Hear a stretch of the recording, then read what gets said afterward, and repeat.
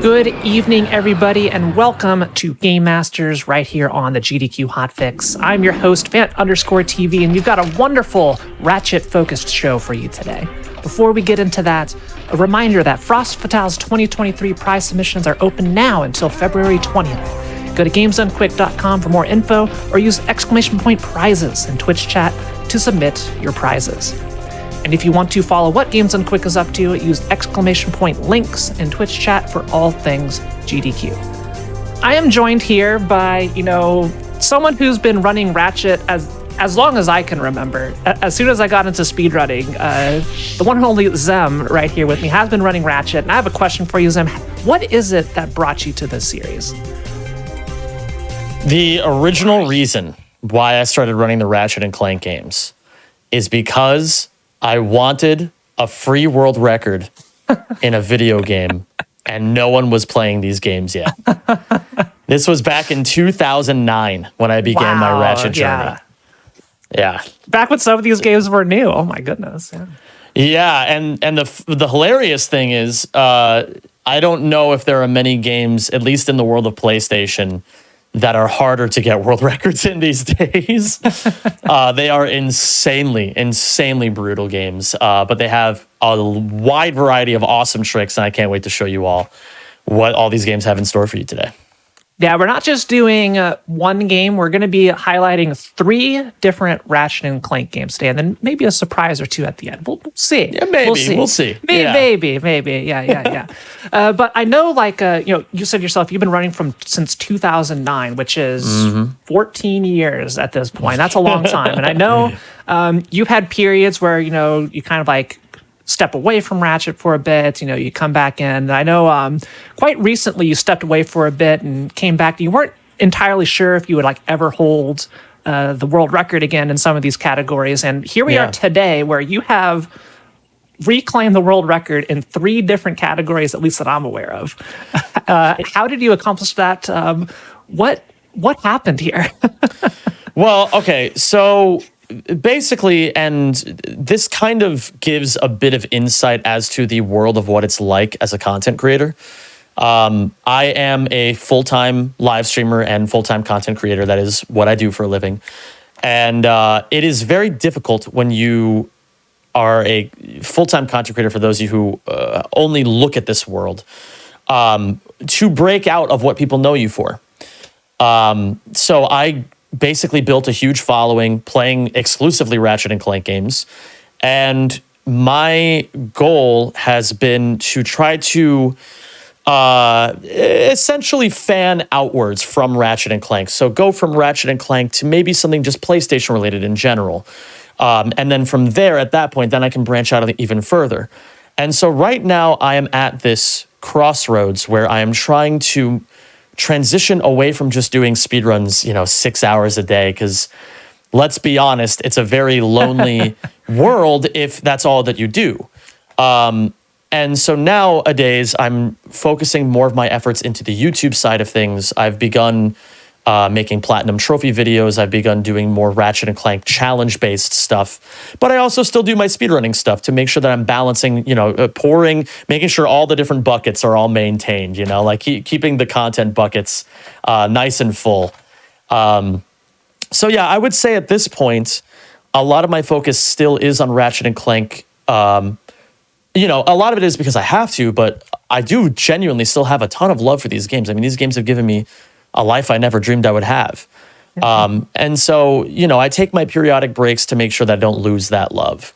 And as a matter of fact, to give an example of something that I'm doing that's closely related right now, I'm attempting to get the Crash 4 Platinum Trophy, which anybody in that space knows that's one of the most brutal Platinum trophies. So just because I'm taking a step away from speedrunning does not mean that I'm done flagellating myself with insane gaming challenges. So yeah, that's basically, a very long-winded answer to your question, which is why, I love these games. I stay balanced in them, and I try to make sure I have both professional and, just life-related hobbies outside of all of this. So that's super insightful, and thanks for sharing that experience. I'm sure a lot of us can relate, myself included. So, I'm happy that we're having you on to do this, and we could talk about a lot of your other ventures into other realms of content creation as well. Yeah, sure. So one last question for you before we get into the runs, because we've got a lot of runs here to go through. Yes, we do. What is your favorite Ratchet character? You can't pick one. You can't say, oh, on some days this. No, you have to pick one. We actually, my chat literally just asked me this a couple days ago, so this answer is fresh in my head. It has to be Scrunch the Monkey. Scrunch the Monkey, what is it? Zemi chimps in chat if you got it like that. Literally just a monkey. He just runs around. He doesn't do anything. He just chases after bananas all day. That's all he does. And yeah, it's just a life. It's almost like for the Lord of the Rings fans. It's like how Tom Bombadil just like plays his lute all day when he's just an all powerful being. Scrunch is very similar. Scrunch can do whatever he wants, but he chooses the banana life. No, he wants to watch the universe get saved, but not do it himself because that'd just be too easy. Not interesting. Yeah, he'll make an appearance, but we keep things easy for him. All right. Well, that is not the answer I expected, but it was definitely a welcome answer, and I'm all here for it. But Zem, enough chatting. Let's go ahead and get into our first run of the evening. What do you got for us? So I have Ratchet & Clank 3, Up Your Arsenal, released on the PlayStation 2 in 2004. I am playing on an official PS3. This is not being emulated. All of this stuff you can do on your own consoles. There is no console exclusive trick. Well, there is technically one, but that's not super important. I'll get into that later. Before I go into this run, though, I want to show you all a little bit of what you're going to be seeing. It's going to make my life a whole heck of a lot easier if I explain this before the run begins, because there is an insane amount of stuff to know. So, first and foremost, a lot of you probably know, if you've played these games before, you double tap R1, you charge forward. That is a very basic mechanic. Sorry that my wires are getting crisscrossed right now, so I have to make sure I've got ample space for my hands. But what a lot of you probably don't know is you can preserve this momentum. So, let me demonstrate what I mean. I'm going to put on 3 different weapons.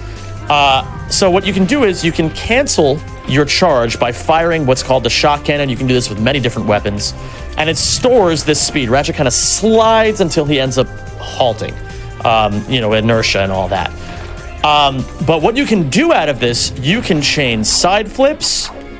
You can do long jumps. I'm sorry, that wasn't a good example right there. You can do long jumps.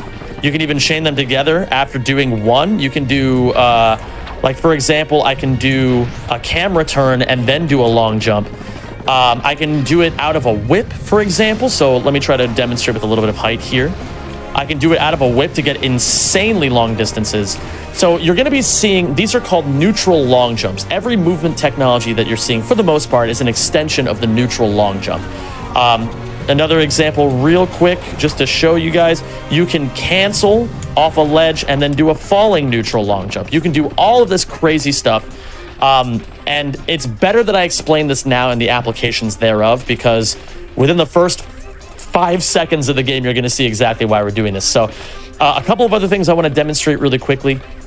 So there is a technical application called proxying and insta-whipping. So a proxy is when you charge at a wall that's slightly sloped, like this little bulb right here, and you cancel your charge as you would normally bonk against the wall. That wasn't a great visual example of it. I'm not going to pull up a different planet just yet, but basically just know that the proxy is a very specific application that you're going to get to see a lot of in this run. And also insta-whipping. You can cancel, hit triangle and circle at the exact same time to cancel your charge with the shot cannon, pull out the whip, instantly whip out of it, and long jump. This is a very, very fast-paced and input-heavy run. So that all being said, I don't want to bore you to tears any longer. We're going to begin this. So I have a save file helper that I'm using. I can just click one button and it loads up the file. It'll load up in about 4 seconds, so I'll count down from 4 and we'll begin. So that's awesome.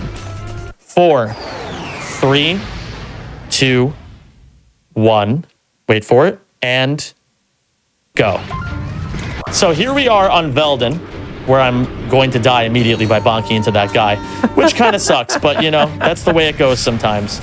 I will not do that. However, I will fail this proxy right here. So this is the proxy that I was talking about. We can use it to launch ourselves forward and gain a lot of forward distance to cut across very large gaps. So what I'm going to do here, I'm going to set up a trick called Quark Warp. What I'm going to do is I'm going to charge out here. I'm going to pull out the suck cannon. And I'm going to die as I enter the ship. I'm going to hold R2 and circle at the same time. And I'm going to attempt to do a free fall animation skip right here. I got the free fall skip. So normally Ratchet would jump out of the dropship and plummet like, tons of feet downwards to eventually come to a stop. But what I'm going to do here is I'm going to skip that entire animation by halting Ratchet in place using the suck cannon, and I'm going to skip to the end of Florana just like that. So I set up a trick called Quark Warp, but I don't know if it's going to work until right now where we land on Florana. There is a random chance, well, at least we theorize it's random, that if I die in that dropship and land here while also being in the German language, it's going to warp me right to the end of this planet, and it worked. We skipped the entire planet. We skipped the whole planet, go right to the boss fight, kill him in one hit, and we're out of there. How was this even found? Complete accident. We used to play the game in Spanish. Spanish is about 3.5 seconds faster than English because of dialogue. And we ran the game in Spanish, and somebody just kept a run going after they died on Velden. And they went to Florana, and then that happened. And so, of course, when that happens, we have to theorize exactly why it's happening. By the way, I just did a trick called camera clipping. If you charge at a wall and keep your momentum going forward, you can use the camera as an actor to clip through the wall that you're looking at. And I'm going to death abuse right here real quick to go back to my ship because it's a little bit faster than traveling all the way back here. So now I'm going to Marcadia. So Marcadia is the longest planet in the game by far. It has a couple of little tricky things I have to be careful of here. So first, we're going to skip the whole overworld by using another proxy. You guys heard me mention that before. There's actually an acronym that you can use to remember the term proxy. Practical redistribution of x-axis movement into y-axis movement. It's not really y-axis movement, and that's not really what it stands for, but I like to spread that little lie just to mess with people. So we skip the entire overworld. Yeah, I know, right? If you just say it confidently enough, people believe you. So what I'm going to do is now I have to go through these next 5 missions over here. There's 5 of them. In this category, they are unskippable.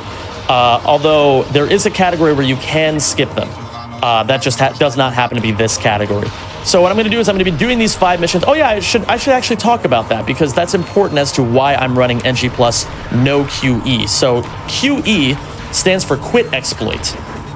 Quit exploit is a trick where you can quit the game with a certain amount of challenge playthroughs, bolt count, frame time played, and planet ID. And if you have all of those things synced up the right way, it allows you to put items into the vendor that are not supposed to be in the vendor. So we put items that warp you directly to like the last maybe 20% of the game within the first couple of minutes. So we are not doing that. This is the full game version of that. So no quit exploit today. This is the category that I think most people would consider my pride and joy in all of my time speedrunning. I have speedrun this category so much that there was a stretch of over 6 years where I was the only person to have world record in it. Wow, that's an impressive time period. Yes, many people tried and everybody failed until I stopped playing the category. So it is a category that I have a lot of love for. Something that I really treasure as a speedrunner. So here I'm going to do Mission 3 turret skip. I'm going to try to do it at the very least. That might not work, but it also might work. Okay, first try. That's not easy. So what I just did was the game auto-scrolls you into that turret. However, if you go into first-person mode, you have a modicum of control. Not very much. You have just enough time to throw down 2 turrets. And I placed those turrets perfectly to bump Ratchet away from the turret. So I was able to walk past it and regain control of him. So now what we have here is a 2-minute timed mission where I can't skip anything, and we're just going to be here for the next 2 minutes. So I'm going to rearrange some weapons really quickly, and I'd like to go a little bit more into that story of those 6 years. So I held world record in this category from April 2nd, 2015 to around, I think it was July 2021. Around that time, I had just I just didn't want to play the category anymore. I just kind of lost my love for it. It happens in the world of speedrunning where sometimes you just don't want to do something anymore. I think that's life. That's true of life, not just speedrunning.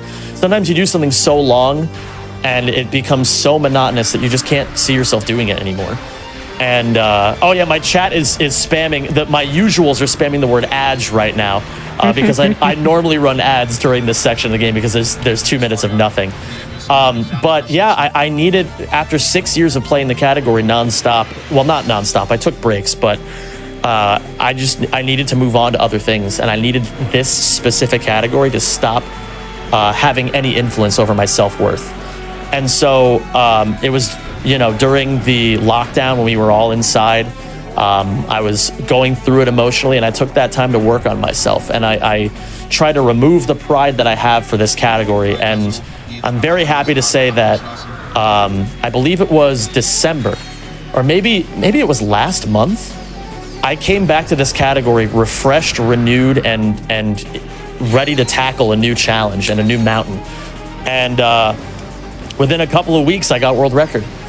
And and now I have a time. I got the world's first 26 as well, and I have a time that I'm so insanely proud of. 0, -1, -2. So I had to count to -2 right there to make sure that I died properly. Something I didn't mention is that I'm death abusing at the end of every mission because it speeds things up. You normally, on the PlayStation 2 version, can pause the game and just quit out of the mission when it ends, like when you've completed the mission. Saves a little tiny bit of time. We can't do that here, so instead we death abuse because it just ends the mission immediately. So you have to time it very carefully, is what I'm trying to say in all this. But yeah, so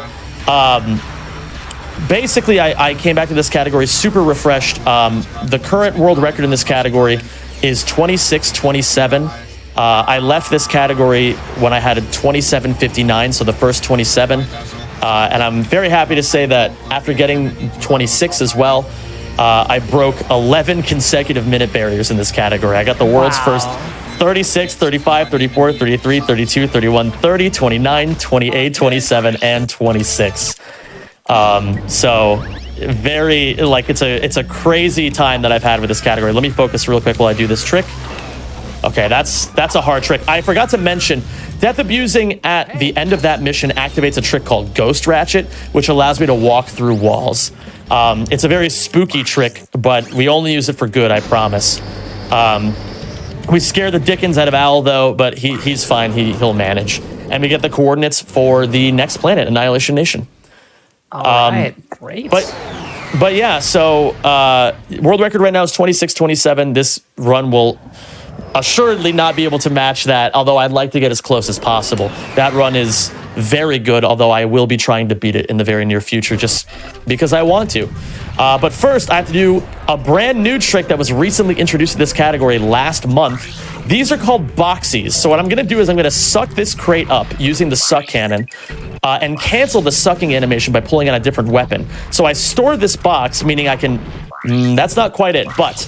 which means that I can use the box in between rotations of this mission to do this. It launches me all the way out over here and allows me to skip the VR training mission in just a couple of seconds. Yeah, this wasn't new to me. I've seen this run like a couple years ago, and wow, this is fantastic. It's an incredibly revolutionary trick. We're looking for a lot of applications for it across many categories. It's not as insanely practical everywhere as you may want it to be, random viewer in chat who's thinking about the possibilities. Hold on, I gotta remember to go up here once, over to Dax. Excuse me. But yeah, we are looking at it in a few different planets. It's actually the most insane use of it is currently being labbed in a category called All Titanium Bolts, where you have to grab the 40 secret titanium bolts in a brand new file before finishing the game. And the reason why it's super useful is because it skips... it is faster and easier than what is currently the hardest skip in that entire category. So it ends up saving like 30 or 40 seconds over this insanely precise trick that's like super hard to lab out, a gigantic run killer. And so I haven't had the chance to use it in that category just yet because I haven't run that category in a very long time, but I'm very much looking forward to using that when I actually go back to that. So we take out that warship. So we got the coordinates for Annihilation Nation 2 by entering that cutscene from behind. Hold on, let me just make sure I'm doing this properly. However, we had to kill that warship because if we don't do that, the game soft locks. A lot of people wonder when they think about it long enough. They're like, wait a minute, why did you beat that boss if you already got the coordinates? Well, we just have to. It's in the game's coding. We wish we didn't have to. It would save us a lot of time, but unfortunately, there has not been a skip round for that just yet. So now what I'm going to do is I'm going to go to Annihilation Nation, that place I just told you about. And I am going to... Wait a minute, is that correct? I just want to make sure. We recently redid the entire planet order. So I just want to make sure I'm doing the right planets at the right time. I believe I'm doing this correctly. We're good. I'm going to say we're good. You know what? You're good. Yeah. It's fine. I'm going to swap to the whip here.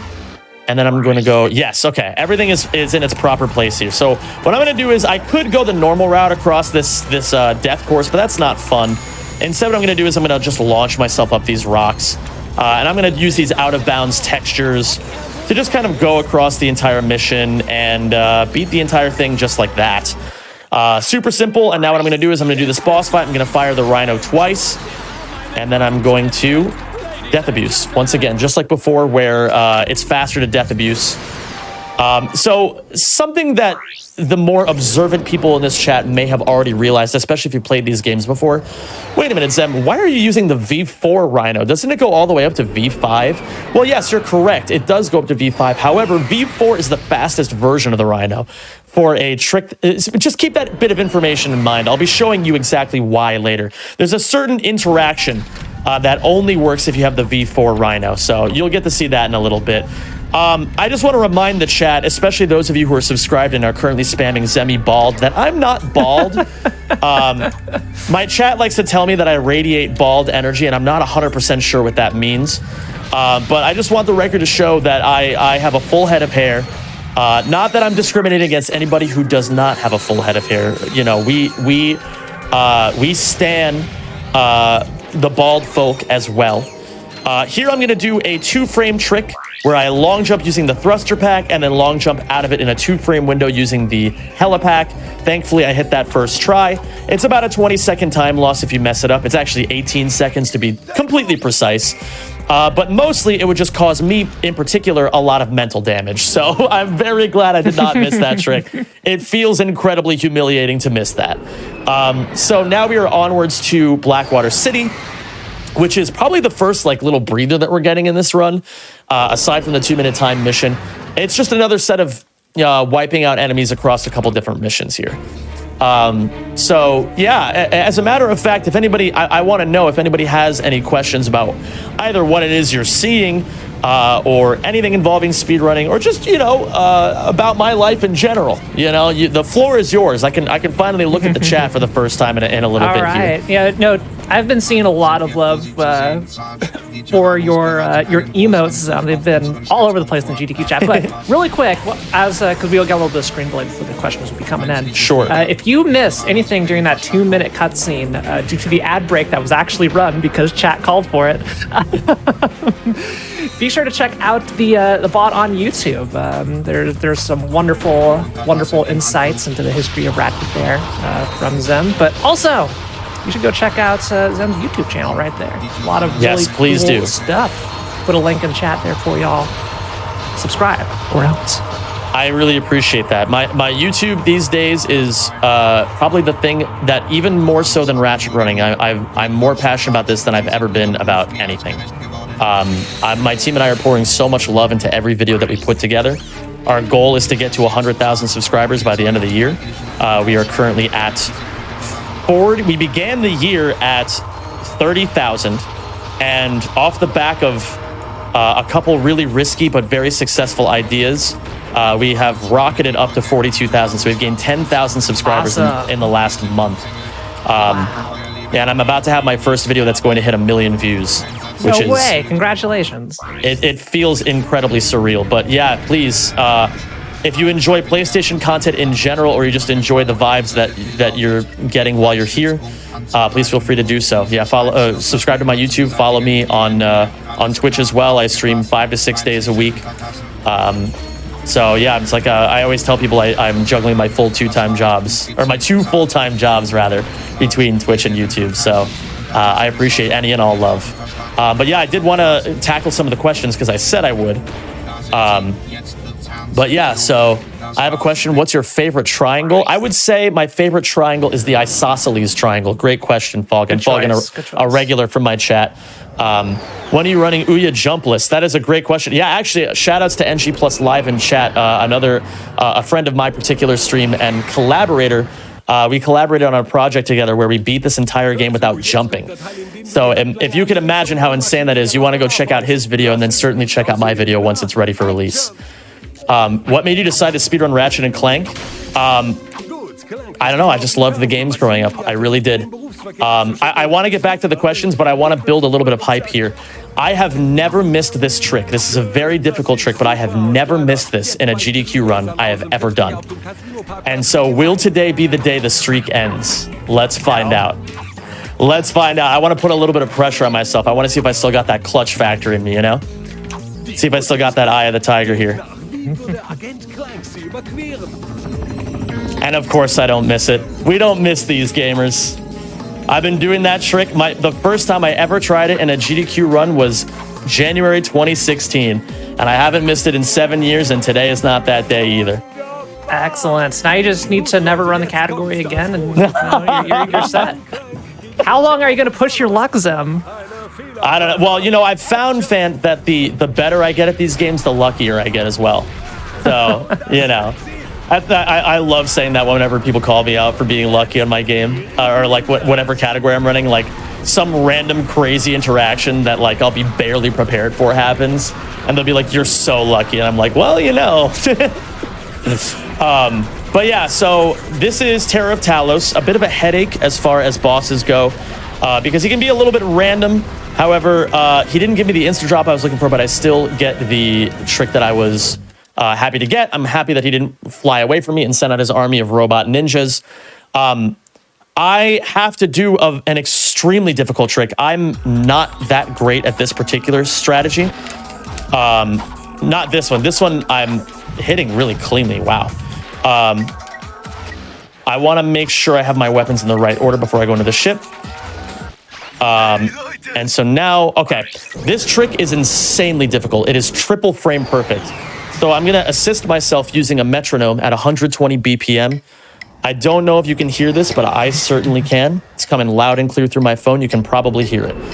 But the reason why is because I have to be able to cancel things extremely precisely. And as a musician, this really helps me out. So I'm going to go for this. Let's see here.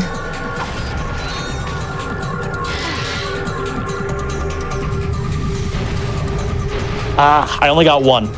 I only got one of the 3 frame perfects that I needed in a row. So I'm going to try this again. This definitely happens. People get walled on this trick a lot. All right. I'm going to try this without the metronome for a second just to see. Maybe the metronome was my own undoing. Let's see. Let's see.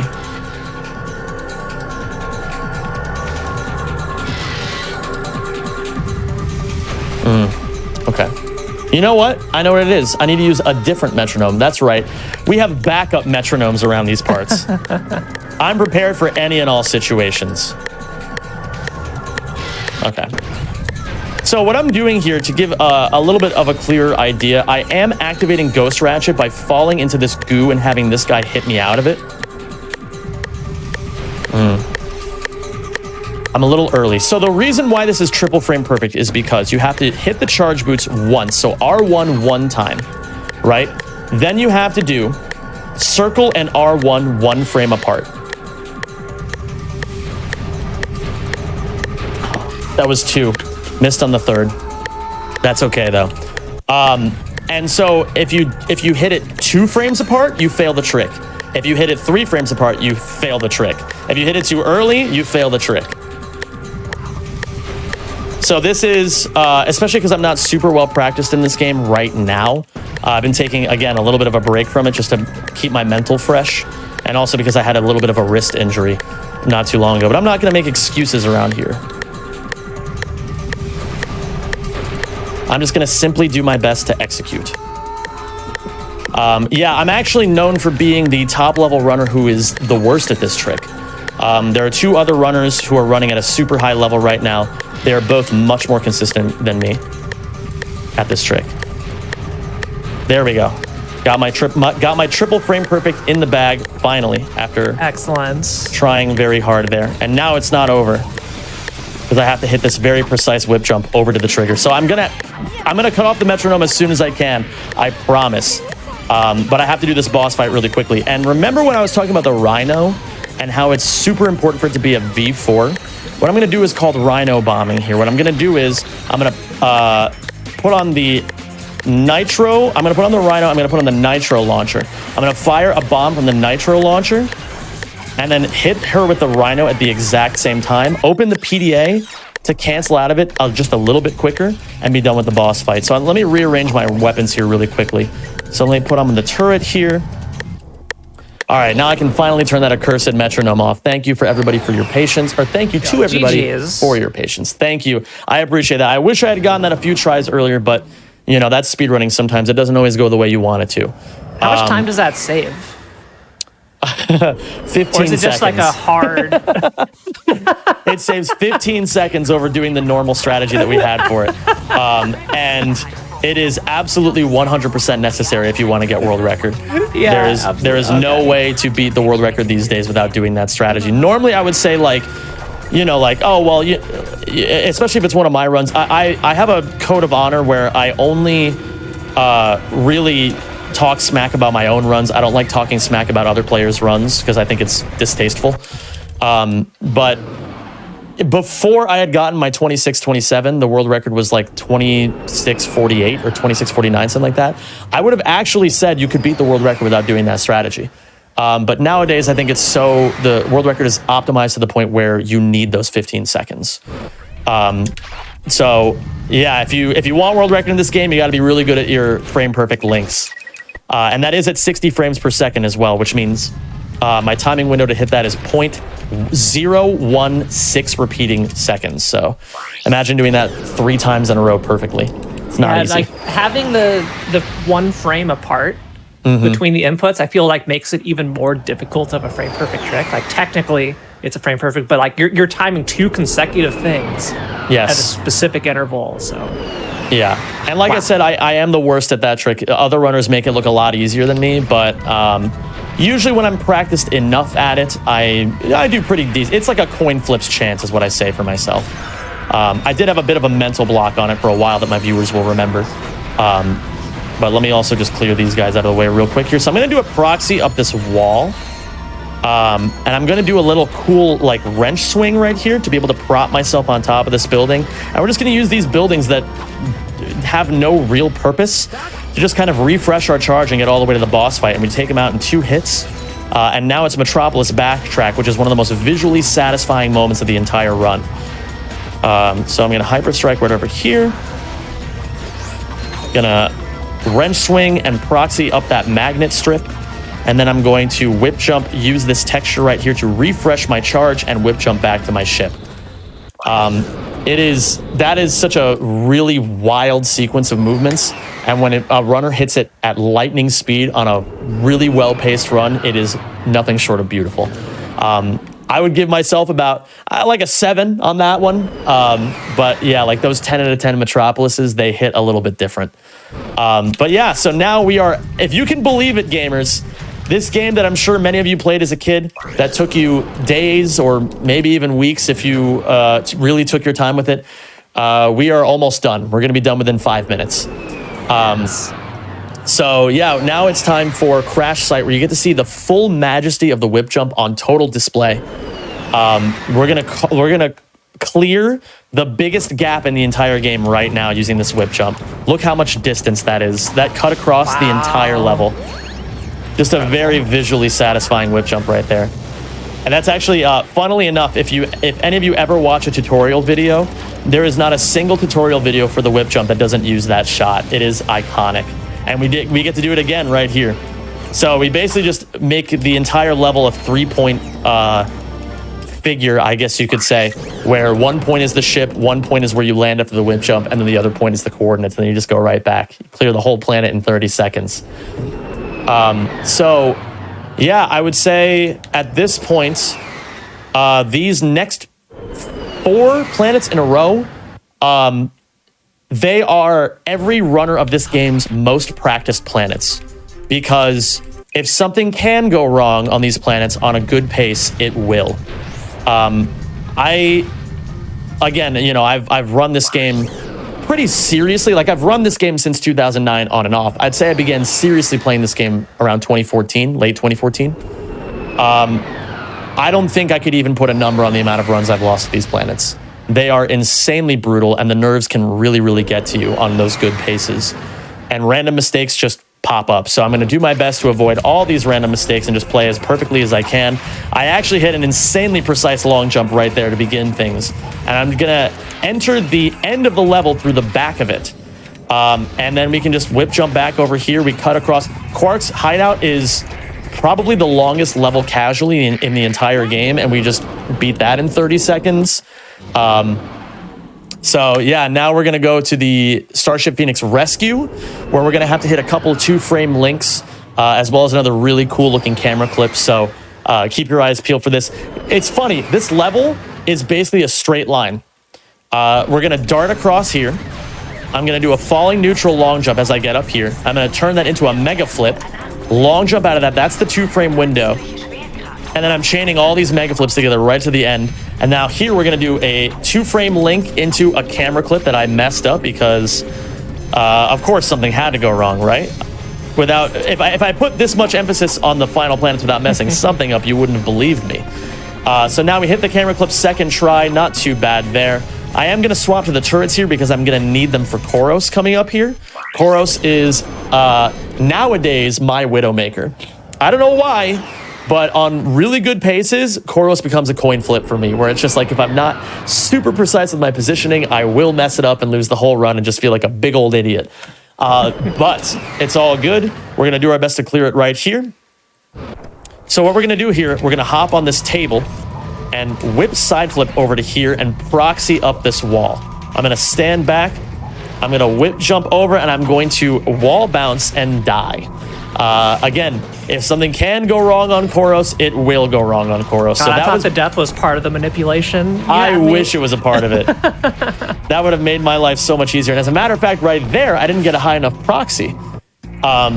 So yeah, really showcasing the variety of things that really can just go slightly wrong. That time, I didn't side flip. I got a long jump out of it instead because my analog stick was only turned ever so slightly as opposed to over so slightly. But it's okay. I managed this time around. And of course, fourth try is, in fact, the charm. And we whip double jump our way into the end of the level and charge into the cutscene. So now we are on the last level. This is my favorite level in the entire run. And I'm going to go for a strat that is needlessly difficult and saves maybe 2 seconds, but if I get it, it will look so unbelievably swag. And if I don't get it, we get to do the level again. So, you know, win-win for me. So here we are. This is Command Center, where I'm going to begin by charging underneath this railing, canceling my charge very carefully, doing a few side flips right here, and jumping up this magnet strip, bouncing off of these lava patches because it's just a little bit faster than walking up. I'm going to do a proxy off of this turret right here, double jump, wall bounce, hyper strike. I'm going to whip double jump onto this pipe and then use the texture of the pipe to jump upwards. And I'm going to go around these enemies using those boxes. And now, setupless, that is not going to hit. Okay, never mind. I'm not going to do the trick that is needlessly swag because the angle was so bad, it was guaranteed to fail. And I figured it was better to just not die as opposed to carelessly throw my life away. Consider that the risk-averse side of me coming out for just a second here. But we are indeed on the final boss. I'm going to showcase the true power of Rhino bombing here because Dr. Nefarious, I mean, again, for those of you who played this game casually, you'll remember that this guy was hellish to beat. Easily, in my opinion, the hardest boss in the entire series, casually. Watch how fast we're going to beat him here. So I'm going to throw down about 6 turrets. I'm going to set up my weapons ever so carefully. And now I am going to just completely annihilate his health bar using Rhino bombing.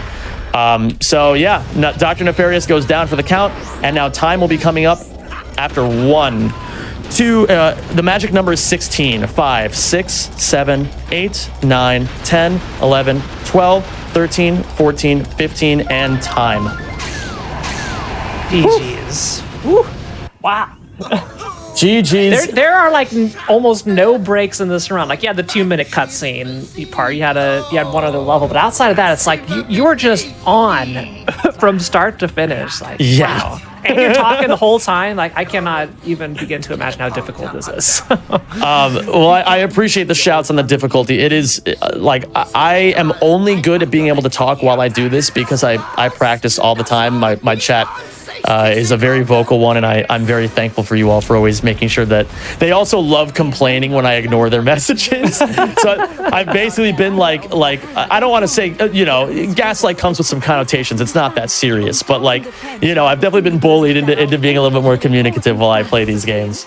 That is only Ratchet game number 1 of 3 that I have to do in this session. If you've been enjoying this so far, do not go anywhere. We're gonna do I assume I don't want to step on your toes here, fan, by saying this, but yeah, we've got more Ratchet action just ahead of this one. So God, you're doing my job for me. So I was like, I should just leave and have you take over Game Masters for the day. I don't need to be here for any of this.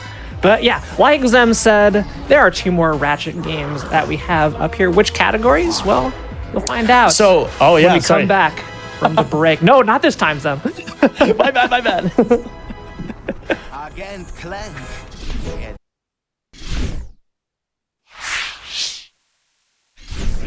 And welcome back to Game Masters, everybody. Hopefully you enjoyed your break, got up, got some water, stretched a little bit. Now you're feeling great for more Ratchet. As a reminder, your subs, Prime Gaming subs, gift subs, and bits cheered on the GDQ Twitch channel help support Games Done Quick Hotfix. Please consider subscribing if you enjoy the daily speedrunning content. And also, if Zem's viewers keep demanding ads, and you don't want to see those, a sub may be in your future. Anyway, we've got more Ratchet, and I got a bone to pick with Zem here. Before we went into the break, he said there are 2 more Ratchet games you had to do. It's like I was forcing you to come on here and do this. That can't be further from the truth. I'm insulted, Zem. What do we got coming up next? There are 2 more Ratchet games that it is a joy to do. There we go. That's more like it. That's what I want to hear. Thank you for that, fan. So right now we are taking a step backwards in time. We're going to the very first Ratchet game ever released, Ratchet and Clank 1, 2002, because there are technically 2 versions of Ratchet 1 that we're not going to really get into. But this was the 2002 version of the game, re-released on the PlayStation 3. And we are running the all gold bolts category. So that means I'm going to be starting from a brand new, totally fresh file with no influence, nothing done to it ahead of time, no weapons. And what I'm going to do with this file is I'm going to collect all 40 secret golden bolts along the way.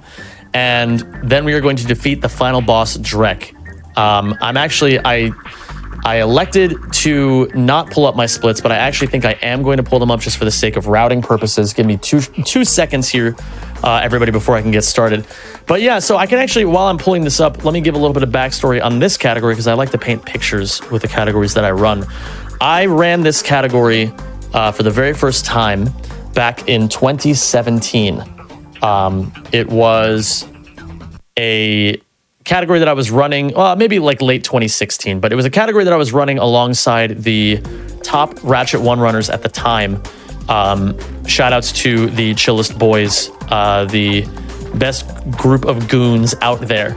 But yeah, a few of us in our little group were playing Ratchet 1 all gold bolts and really pushing the time down a lot. And at the time, the world record was about 1 hour, 20 minutes when we first started.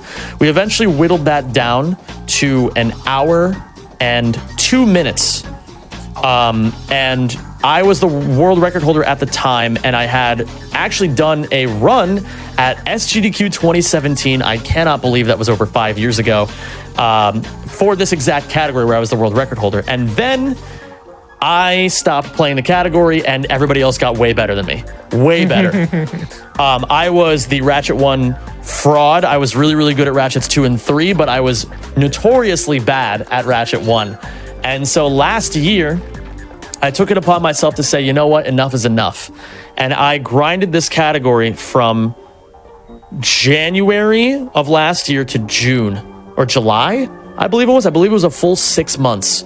And I whittled my time down from an hour and 2 minutes to 49 minutes and 30 seconds, which is what stands as the world record today.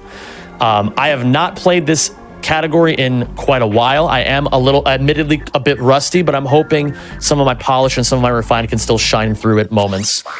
So what's going to happen is I'm going to load this file. Actually, let me whack a frog real quick here to make sure there's no manipulation going on. I could explain why that is proof of no manipulation, but it's not worth getting into right now. Just trust me. Hitting that frog makes everything okay.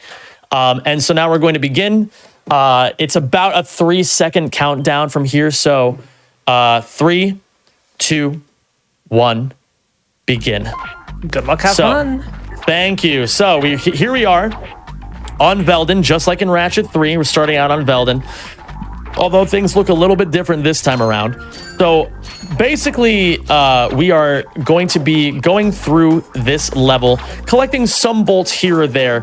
Anybody who's or dying, I forgot the hyper strike there. That was, give me a mulligan. Like I said, it's been a little bit, so that'll be my one mulligan, hopefully. So like I said, what was I saying? Oh, I wasn't saying anything. I was about to say it. So in Ratchet 1, this game is notorious for having a really miserable bolt economy. There are very few bolts throughout this entire game, and unfortunately you have to spend pretty much all of them just to get coordinates to other planets. Wow, it was something that Insomniac realized was a bad idea around Ratchet 3 where they finally got rid of all of that. However, in this game, one of the biggest challenges is bolt management. So I'm going to be going around here attempting to collect the ideally precise amount of bolts that I'm going to need to actually beat this run. The first bolt stipulation is going to be 1,000 bolts by the time I get to the 3rd planet. So we'll only be at about 500 by the time we leave for the 3rd planet, but we're ideally going to be at about 1,000 bolts a brief amount of time in. So this is the 2nd planet of the run. Don't mind the fact that I just said I had to reconnect my controller. It is full of lies. And this is where I need to tell you all a little something I forgot to tell you in Ratchet & Clank Up Your Arsenal, which is that in the Ratchet & Clank games, Insomniac designed the games in a way where the end of the game is almost always at the very beginning of the level to save you time on backtracking. So I do this very simple river skip to cut all the way to the end. And now I can just go all the way to I can take the elevator right here at the very end and just finish up the level. Shout outs to Jay Hobbs. If you all are frequenters of the GDQ stream, you all know who Jay Hobbs is. He is a very familiar face around these parts. He is the originator of the meme that I just said. That is a meme that in every single Ratchet marathon run that has ever been done from 2017 in perpetuity to the end of time, someone will always mention that the end of the levels are at the beginnings of the levels. And Hobbs was the very, very first person to ever say it. So we like to always give that's our regular GDQ shout out to Jay Hobbs. So I'm sure right appreciate here, that. Oh yeah. I'm sure that like somewhere in the world his ears are tingling right now. So I'm at 473 bolts, and ideally I'll be over 1,000 right now. No, pain, agony, and suffering. So the amount of bolts that you get from that helicopter is totally random, but it's somewhere between 450 and 650 bolts. I did not get the amount of bolts that I needed. I got bad luck. Don't ever listen to what the other Ratchet runners say to you. I am not the luckiest Ratchet runner. It is all blatant lies. But I am going to collect a few extra bolts and spend my 1,000 bolts on the helipack, which now opens a lot of movement opportunities. So, whereas before in Ratchet 3, all the movement was based around the charge boots, in this game, the movement is about chaining together neutral long jumps using the helipack. So what you're going to see is I'm going to long jump forward, not touch the left analog stick at all, and keep this speed going by just building it over and over and over as I continue to chain long jump after long jump after long jump. And I'm also going to collect my first gold bolt of the game. So here we are. Oh my God, there it is. There it is. Look, Gary, there I am. Sorry, That's the name of the category. I saw it. Yeah, gold bolt number 1 of 40 in the books. So now what I'm going to do is I'm going to do something called Yondo Skip. I'm thinking of the wrong category by doing it the way I was currently doing it. But this is Yondo Skip. Shout outs to Yondo.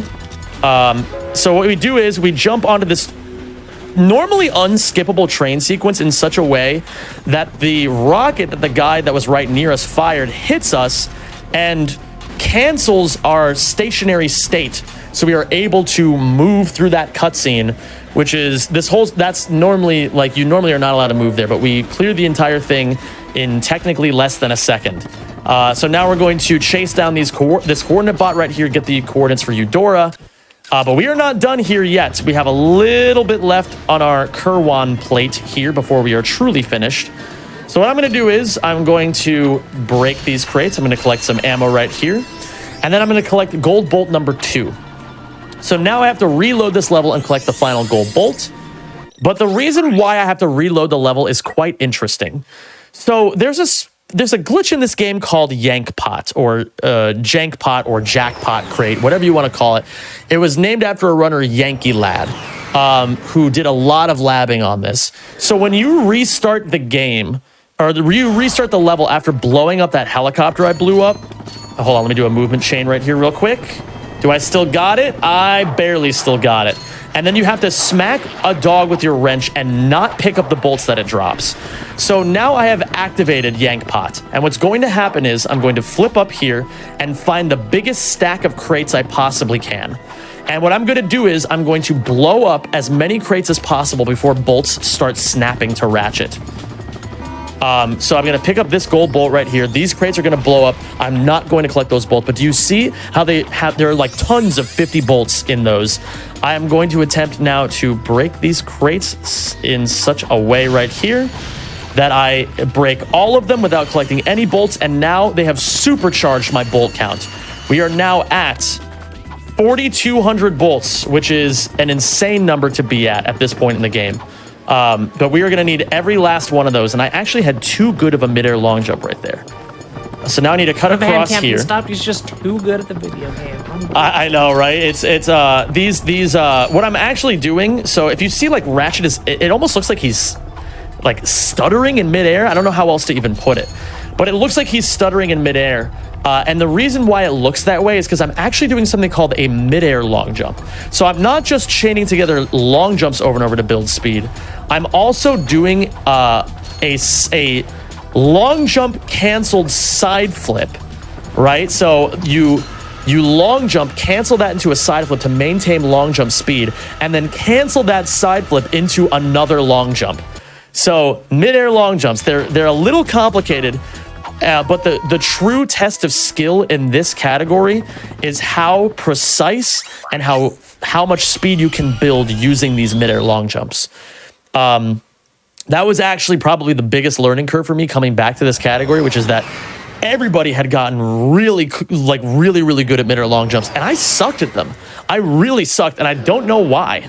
And you know, you sit down, you lab something for 6 straight months, and then you start to surprise yourself with how much better you can get at it. So here, all of Eudora, again, the end of the levels are at the beginning of the levels. We could go all the way around, or we could just go over top the dome and fall through the window and collect the cutscene here. We are going to collect the gold bolt on our way out here. Fans of the series will know that the suck cannon is also on this planet.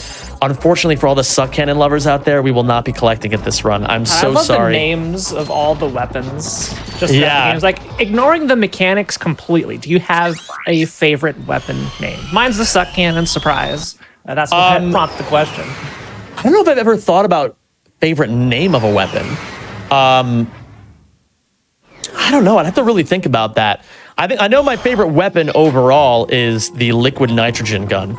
But yeah, a suck cannon is definitely up there for sure. It is a fan favorite weapon. But yeah, so here I'm gonna do a very tricky out of bounds sequence, and hopefully I can skip this. Oh, whoa. Easy there, Ratchet. Easy. He's a bit temperamental sometimes. But here I'm gonna try to do. Is that gonna be good enough? Maybe. This is a very scary sequence that I'm doing right here. Okay, just barely good enough right there.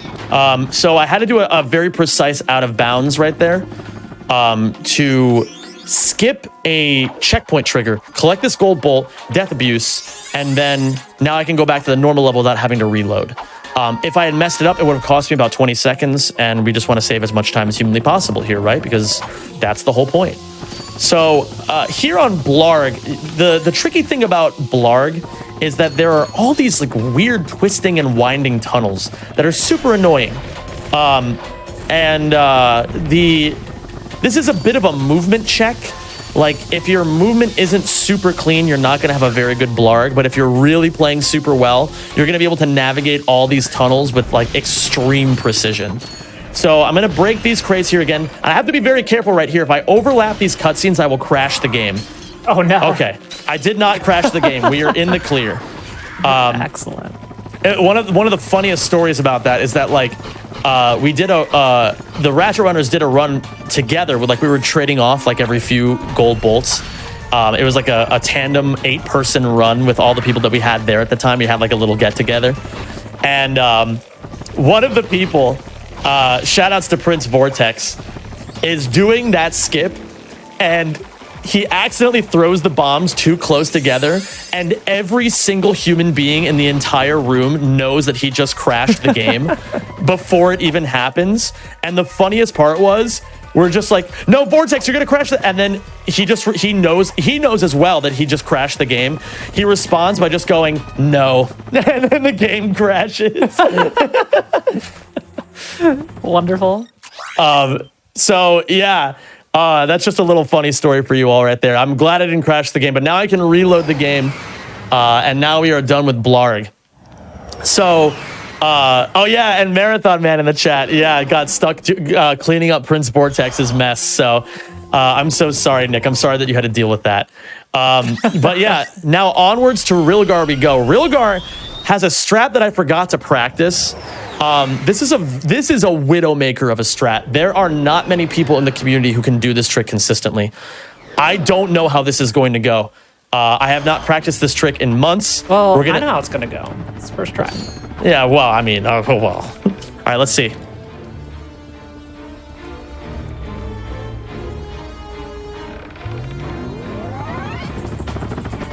Okay, we got it. Well, what did I say? I called it like I see it. Listen, I appreciate the positive thinking, but sometimes that strat does not go to plan. But yeah, that is called Cineflips, and if it was visually confusing for you, don't worry, it's visually confusing for a lot of us. So what I just did was, remember how I said that you can chain together side flips and long jumps to chain together movement patterns over certain surfaces, such as the water on this planet? You can actually do it indefinitely. So we use that to build, we do infinite side flips over and over and over to build as much height as possible. And even though I got it first try, any single runner of this game in this chat will tell you that is not an easy strategy. There are many, many, many, many, many runs that have been lost to Cineflips throughout the years. But I'm very happy that I've still got I've got the stuff. So here what we're gonna do is we are going to go back because we're not finished just yet. We need to collect one more gold bolt before we can leave this level. So I'm gonna use this lamp to get another high jump. I'm gonna high jump onto this tree. This is called slope intercepting. No, don't worry, it's not math class. and there won't be there will be a quiz on all this later, but it won't have any math on it. And we're going to go into this tunnel and get the last gold bolt of the level. So, yeah, we are done here. I'm going to try to do my best to get the best Ratchet face humanly possible. Oh, wait, no, I can get a better Ratchet face than this. No, hold on. Wait. Before I reload the game. No, the thing blocked my Ratchet. Hold on. Truly the most important thing. There we go. That's a good Ratchet face. It's still a little bit blocked off by the wrench, but the true mark of a run of Ratchet 1 is how good your Ratchet faces are. Ratchet face, of course, being what it looks like when you pause the game as you're reloading. So yes, we're finished with Rilgar now, as far as I can remember. Runners of this series, if I just blatantly forget a bolt somewhere, can you please do me a favor and let me know? It's been a little bit. But yeah, onwards to Umbris we go, and if you didn't really understand what was happening when I was doing those Cineflips, you'll get a lot more chances to look at it here. So here on Umbris, we do a lot of infinite long jumps. So same concept, except we're chaining long jumps over and over. It'll just look like Ratchet is vibrating in the air. But we do have to collect some bolts while we're at it. We need to be at a pretty decent bolt count here, so I'm gonna break a couple of these bombs. I think I'm actually a little tiny bit overbolted, which is always a good thing when you're running this category. So here we go. This is infinite long jumps. And again, it has to be over certain surfaces. And I just threw Ratchet into that mud right there and pulled him back out very, very quickly. Same concept as Ratchet 3. This is called Ghost Ratchet, where if you throw yourself into a surface that you would normally die from hitting, but manage to pull Ratchet out of it, you can now walk through walls. And so what we're going to do here is we're going to collect a few more bolts over here. It's always good in a marathon run to be over-bolted rather than under-bolted. And I'm going to long jump over to the next gold bolt, which is right over here. And then now this is the tricky infinite long jump. I have to hit this blind. I'm not going to be able to see where, like, you have to do these on very, like, specific spots. I don't get to see where I start this. So here we go. Okay, I got the infinite long jump. And we can make it all the way to the coordinates. So there's a boss out here, but we can just skip the boss. We don't need to actually beat the boss. We just need to grab the coordinates. So we grab the coordinates, death abuse, and go back to the beginning. Incredible. Absolutely incredible. I just love in these games how visually spectacular they are. So many of these tricks speak for themselves. And as somebody who's recently been like getting super into the world of content creation, like really seriously trying to study it, that is the most important lesson that anybody can take away is any chance you get to show rather than tell, take it. So I love this game for that reason, because you get it just tells itself, you know? Or rather, it shows itself, is what I mean to say. So I broke that guy to grab a few extra bolts. I think I'm actually fine bolt-wise. Like I said, I'm a tiny, tiny bit over-bolted, but I'd rather be over-bolted than under-bolted. So what I'm going to do is I'm going to do a movement chain through Battalia to try to get to the infobot with some relative expediency here. So let me just do this. Not mega flip. Mid-air over to there. And now I'm going to destroy a couple of these guys, grab their bolts, pick up some other bolts along the way. We want 2,000 bolts as the magic number by the end of this level. We need to buy some coordinates that cost us 2,000 bolts, so we need to have it before the level's even over. So now I'm at about 1,500, which is pretty good.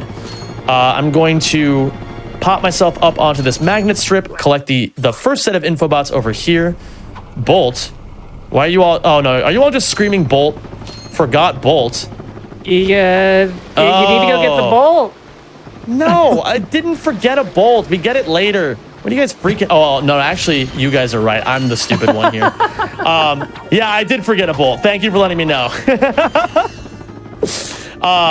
Thanks, guys. This is now a co-op run with all of the GDQ chat. Thank you all so much. Be sure to go follow twitch.tv/Zem92 to yell at him to get bolts. Whenever you know what it was? I forgot that I'm not running New Game Plus. In New Game Plus, we automatically go that way anyway. I'm the stupid one. You guys are the smart ones. Good job, chat. I'll admit it. You got to be able to admit when you're dead wrong about something. So I'm going to break this guy as well. Hopefully those bolts fell all the way down there so I don't get them. I should be getting to 2,000 by the time I'm done breaking these crates. No, don't die from cringe. Don't use my own cringe emotes against me, okay?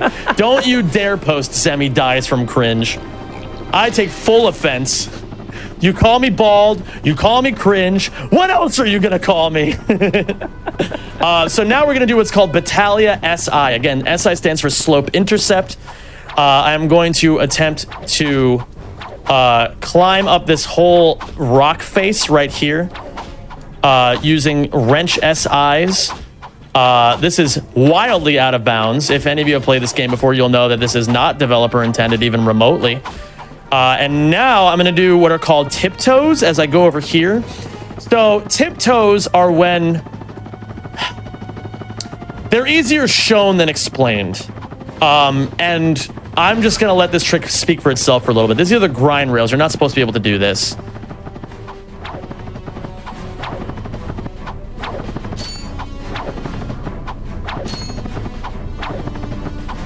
How precise is this? Just staying on that rail. Very. It looks like I'm just mashing the X button if you look at the inputs. However, the way that I'm mashing is very carefully timed. So yeah, that's how you jump off of surfaces you're not supposed to be able to jump off of in very tight situations. So those are called tiptoes. And they're called tiptoes because they're just very delicate. Ratchet basically is on his tiptoes as he hits them. So we have to do Clank Skip. This is a pretty infamous skip. But I'm going to try to do my best to hit it as best I can. It's been a little bit. No, I think I did this wrong. I did do it wrong. I don't know exactly what I did. Oh, wait, hold on. Let me see here. It's been a little bit. There we go. Second try is not bad. Hey. So there, the reason I call that one of the most infamous. Oh no! I punched out of the pipe. I got to do it again. Mulligan. Somebody put it on the mulligan tab. For everybody who missed it the first time, Zem is so kind. It's going to do it again. For all yeah, that's what we're aiming to do here. So what I'm going to be doing here is I'm lining Clank up super carefully inside that tree to use the tree to just push him through the wall. And then, yeet. So, yeah, that's how you skip this entire planet in ideally a minute. I know that took a little bit longer than before, or than a minute, but, you know, work with me here a little bit, chat. It's okay. You know, this is a showcase. And, that's showcase the trick multiple times. Oh, well, yeah, I do. I accidentally use a lot of language where I'm a little too hard on myself sometimes. So, you know, I don't mean to be self-deprecative in any way, shape, or form. Thank you for keeping me in check there, Fant. But yeah, so that is Orxon 1. We will be coming back. But for now, that's how Orxon 1 operates. So here we are on Gaspar, where we have a very tricky midair chain. This is easy until it isn't, is the way that I'm going to put it. So what I'm going to do is I'm going to collect a bunch of bolts because I definitely I'm going to need all these bolts here. So I'm going to collect as many bolts as I can, ideally be at around 1,100 bolts. Anything more than that is just cheddar. So 1,250, almost 1,300. 1,300, I'll absolutely take that. Okay, so now I need to do a couple of super precise midairs. That is not going to be good enough. I accidentally did... I wasn't precise enough on the first midair, and I got a little bit too much forward speed. That took me back. I didn't hit the checkpoint. Interesting. So now I need to just do all that again. I'm going to collect the checkpoint. I'm going to make sure I do that this time. But yeah, so this is Gaspar. The reason we're doing this is to get a gold bolt. I'm going to hit the checkpoint right here on this bridge in case I mess it up a couple more times. Happens in this sort of a run. And for some reason, this is always like... this is like iconically the one that I mess up a bunch when I'm first coming back to a category, but this should be good, except I only have 1 health. That is not good, but I can salvage that by breaking these, thankfully. Normally, you got some extra bolts for it. Yeah, great. Exactly. Yeah, all goes according to plan. So normally what you can do is you can just build up a bunch of speed and then midair past those things over to the platform and like do a lava bounce. Oh no, I still died. What am I doing? Okay, that's fine. Listen, it's all calculated. It's all part of the show, you know? Exactly. Okay, so that time, I just wanted to show that I could do it again. And that time I hit it even cleaner than the time before. And I get to show off the cool lava bounce. So, you know, we still keep the swag around these parts. That was you could say it was an intentional death, just so we could see that awesome death. It was incredibly intentional. Bear not that against my caliber as a runner or human being. Okay, so now we have to do one more gold bolt collection. We have to grab a gold bolt. We reload just to put us back in this spot just a little bit faster. But now we need to grab one more bolt. And normally you have to do like this whole long secret path. But we don't really want to do that. So we're just going to do a couple slope intercepts to get over here. We're going to smack these crates to get full ammo. And we're going to grab the gold bolt just from beyond the invisible walls. So yeah, now we're done with Gaspar. On to Pokitaru. Pokitaru is, if you are in the Ratchet and Clank YouTube space, you will know of a video that my dear friend the Rixer put out, titled like Ratchet's Greatest Unsolved Mystery, and it was all about skipping this planet. People have been theorizing a skip for this planet for a decade now, and no one has ever found it. So if you really want to try your mettle as a speed strat finder, let's say any of you are just curious, or maybe you're just bored. It doesn't even have to be about curiosity. Maybe you're just bored one day and you just want to take a look at it. You can give it a go, you know, pick it up, look at the data that the other runners have found, and then give it a crack. You never know. Like, I know a lot of people, their first reaction when they hear something like that is, well, if other runners haven't been able to find it, how in the hell am I going to be the one to find it, you know? Or like, what does it matter if I tried, if other people have tried and failed or whatever? The whole thesis of speedrunning is built off of the backs of people who just genuinely love what they're doing. If you give it a go and you find nothing, you know, you're in good company. There's a bunch of other people who are just in your exact shoes too. And maybe all it'll take is a fresh pair of eyes to find something that no one has ever found before. I am missing a fish. You can't catch me. I know there are 8 of you. So fun fact, I play my console games without any game audio. I have been sitting in complete silence for the last, you know, how long have we been here now? Hour and change. Hour and 17 minutes, yes. Hour and 17 minutes. I've been playing my both Ratchet 3 and Ratchet 1 without being able to hear anything. And so oftentimes I have to memorize specific spots to make up for the fact that I play without game audio. Why do I play without game audio? I don't know. I find it very meditative to just kind of sit here without any sort of noise or distraction. Oh, I was going to do like the much worse answer where Zim just loves to hear himself. Can't be over-drowning that out with game audio, you know. Well played. That, you know, I'm sure there are definitely people who will say that that's 100% true. But yeah, so I just like playing without game audio. It's just a personal choice. Actually, I always refer to him as Sensei Daigo Umehara, one of the greatest fighting game players who has ever walked the face of the earth. He wrote a book called The Will to Keep Winning. And in it, he talks about how he always plays Street Fighter without any game audio. And so I said, if it's good enough for Sensei Daigo, it's good enough for me as well. So yeah, that's why I started playing without game audio, as ridiculous as that is.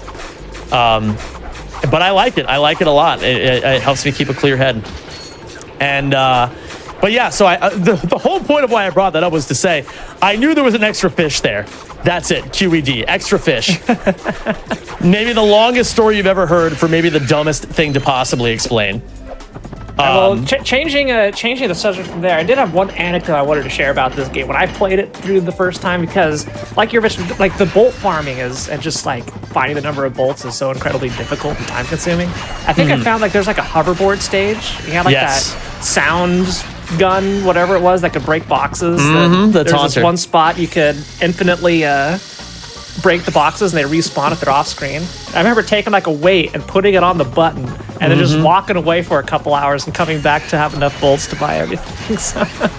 Yeah, I actually referenced that in one of my other one of my the two YouTube videos that I have that are my prides and joys, or the one that has it's about to hit 1 million views, as well as the one that's at about it's a little over 250,000 views. It was actually a platinum trophy run of this game. And in that, I even referenced that exact glitch that you're talking about. And I talk about how it's important in a platinum trophy run to leave that going, that exact infinite bolt farming glitch for 18 hours. 18 hours. 18 Holy hours. crap. Yes. And so I make a joke about how I tape my controller down, and I actually have a this is so weird. I don't know why I'm admitting this, but I have a 3-foot tall stuffed Woody doll that my mom got me when I was 4 years old for Christmas. And I make a joke in the video about how it gave me enough time to fly somewhere and have a sordid love affair with Woody. And so anytime I think of that glitch now, I just think of Woody every single time. But yeah. So yeah, that's I would actually go so far as to say that it's probably the most widely known Ratchet and Clank glitch out of any of them. So yeah, I'm glad you brought that up, Fan. It's a super iconic trick. I feel like 90% of the people who got the Rhino when playing through the game had to do that. Yeah, it's there's really no other way to do it while keeping your sanity. But yeah, so here I'm going to be utilizing my new thruster pack as well. We have a new movement pack option, the thruster pack, which is a lot more useful in this game than it was in Ratchet 3. In Ratchet 3, you saw the thruster pack for maybe a total of 5 seconds. Here, we're going to be using it actually as our standard pack for whenever we can use it. There are certain moments where it's more optimal to use the helipack, but it's actually a pretty even spread. We're going to be moving on and off of the various packs as we need them. Now I'm going to be doing something called hover pack tiptoes, which is the same idea as it was on the rail on Battalia, except now I'm going to use it to go over this goop that you're not supposed to be able to jump off of. And as you can see, if I mess up my tiptoes even a little bit, I just fall to my death. So I'm going to be trying this again. Let's see here. Nope. Okay, that was my fault. I stopped turning the analog stick. Let's see. Just need a second of total silence here. Dang it. It's always funny. Whenever I come back to this category, it's the gas bar chain and this strategy right here are always the troublemakers for me. So I'm glad I'm still the same Zem that I used to be, you know? Don't be fooled by the rocks that I got. I'm still Zemmy from the block. All right, so I'm going to put on the swing shot here. I don't know how many of you even got that reference. I doubt very many of you, but if you did, thank you. I'm glad there are some fellow JLo appreciators out there. So now what I'm going to do is I'm going to cut across Mr. Krabs right here, and ideally Mr. Krabs won't smack me out of the air. Should be good enough. Okay, we're good. And now we can do a little maneuver around these rocks if I can get there. Hold on. Hold, Twitch chat. Hold. In there. Okay, so now I cut across a little tiny chunk of the level, and I'm going to climb up this magnet wall. But we're not done with Orxon because there's still a gold bolt left to collect. This gold bolt is a pain in the tuchus, but I'm going to showcase this and how cool it can be. So we're first going to start by going onto this roof of this building. None of this is inbounds or even is supposed to be remotely accessible. And we do a midair chain all the way over to this gold bolt and grab it from way out of bounds. Wow. I'm amazed that stuff has collision in this game. I'm honestly just as amazed as you are, and we've actually. So I had the privilege of being invited over to the Insomniac headquarters in Burbank, California. And I was allowed to, or like they put me on their live stream and they had me do like a trifecta run. And then I just got to sit down and talk with the devs for a while I was doing and just ask them a bunch of questions about these games. And one of the things that I loved the most about hearing this sort of stuff was like, why they did all this in-depth stuff the way they did it, and like, you know, they really wanted to make sure that like all these little places just had collision for no particular reason. I don't think I remember them stating like a super in-depth or important reason as to why, but they just like, we gave just all those things. Yeah. Yeah, you know, it was a choice, and by Jove, we certainly do appreciate it as speedrunners, because it really makes our lives a whole heck of a lot easier. So now what I'm gonna do is die. That was unintentional, but that happens on this trick because this trick is annoying. So I have to do that same infinite long jump, but I have to do it in a very precise spot that will warp me directly into the turret. So now, some of you may have some questions on the back burner, like what the hell and what did I just look at? So that turret, it turns out it doesn't check your Z coordinate. It checks your X coordinate and your Y coordinate. And as long as you have those two things, the game devs figured, well, they'll never be able to reach this from below, so why would we have this check the Z coordinate? So you can just hit that from way below by using infinite long jumps, and it just warps us directly into the turret above. Super annoying fight right here, but it turns out there are spots on the ship that actually crit. And so ideally, we just aim for the crit spots and pray for the best. It's not super consistent, and a lot of runners have a lot of opinions about this planet because of that. One's in chat if you are not a Hoven enjoyer. If you have been a Ratchet runner in your time and Hoven has hurt you personally. One's in the chat real quick if you don't mind. I know there are Ratchet runners here right now. Even if it's just a couple, I just want people to know that I'm not making this up. Yeah, Chad, you know how much I love typing ones in chat. Yeah, everybody loves typing ones. It's great. So now all I have to do, now that I've grabbed that gold bolt, is just death abuse, and then go all the way back to my ship. And now we can leave. I always... So this is a multi-layered meme. I always love whenever I tell people to type ones for something, and then there's always those people who type two no matter what. Regardless of what it is I say. And then like I always single them out personally. Like for example, Ruby Doo, another regular of my chat. Ruby Doo typed the snappiest of snap twos I've ever seen, probably before even hearing out the full question. And then I always start an argument with that one person, and then my chat spams the emote one guy, telling me that I'm getting stun locked by one particular chatter. I feel like every streamer has done it at some point. But I always just love, like ever since I heard the phrase one guide, I'm like obsessed with it. I think it's the funniest phrase I've ever heard. So please don't one guy me, Twitch chat. I cannot handle that in my life right now. Yeah, I've had many situations, yeah, where I'd have a bunch of people type one if, like, even before the question gets asked. So then I could just like instantly rephrase the question to, you know, something that they may not have agreed with. So, like GDQ chat, you know, just type one if, we'll see what happens from there. Yeah, it's the back and forth, you know. It's all about there's levels to it all. Always, there's like a meta, right, where it's like you got to make sure that you always keep them on their toes. So yeah, I'm actually quite pleased with all of how this planet has gone down. I hit the hard chain super well. I didn't get stun locked into dying over and over on the other chain that I can mess up sometimes. And now we have Ultanis, which has the hardest trick in the entire game. I practiced this a little tiny bit. We'll see how this goes. I had to bust out my Italian because the Italians of the Ratchet community are notoriously amazing at this trick. Alamusa and Franzcore, shout outs to both of them. They are both very, very good at this trick, and so I'm hoping that I can channel some of their energy right now in trying this myself. So the way this trick works, so I'm gonna start by doing this, and this is better shown than told right now. That's not intentional. You're not supposed to be able to do this.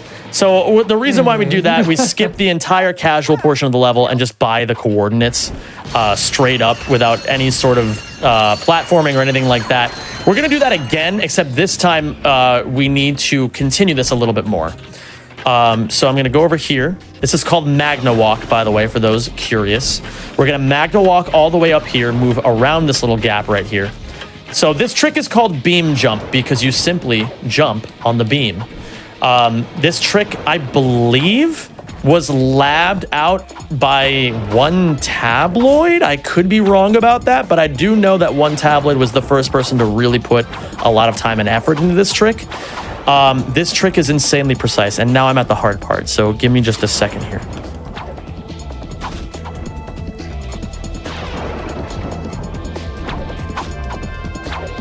Not quite, not quite. There's multiple layers to this. So the first layer is getting to the point where I can even get up this thing without dying in the first place. So we're gonna do this. We're gonna wrench SI up here. Now that I failed it once, I feel comfortable explaining this. I'm going to side flip in such a way that I can wrench swing and refresh my double jump off of that little, like, wall right there. Come on. Okay. And now, in my opinion, the hardest part, but a lot of people disagree with me and say that I'm just coping. Okay, here we go. I don't like this position. Let me refresh my position here real quick. Oh, I always do that. Okay, that's fine. That's fine. That's fine. It's fine. It's fine. Okay, so beam jump, right? Very difficult trick that you've never seen before, and I'm going to show you what it looks like now for the very first time. So what we're going to do here, we're going to do a trick called Magna Walk. Bear that information in mind that you're hearing for the very first time. It's called Magna Walk, and because you walk with the Magna boots, right? That makes sense. And so now what I'm going to do is I'm going to go over to this area for the very first time and do a trick called beam jump. So here we go. I'm gonna, oh, this is all so new and so fresh for you. Okay, here we go.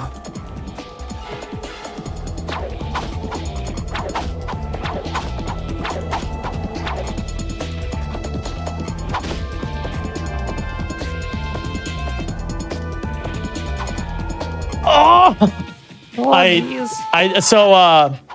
That time, okay, so I actually do want to explain why I'm messing these up, because I feel like it gives some context into the trick. The reason why I messed it up the first time is I actually single jumped too late, and so I just walked off the cliff. The second time, I was used to Up Your Arsenal double jump timing, which has a much more lenient double jump. And so I tried to do a super delayed double jump, and I delayed it too much, and my second jump did not come out. So, let's just Goldilocks this right now. First time was not enough mustard. Second time was too much. Let's get just the right amount. Some fresh Dijon mustard right up in this trick.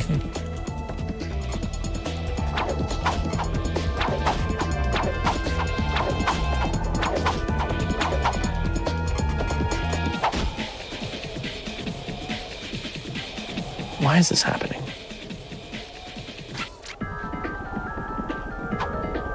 Maybe? That was close.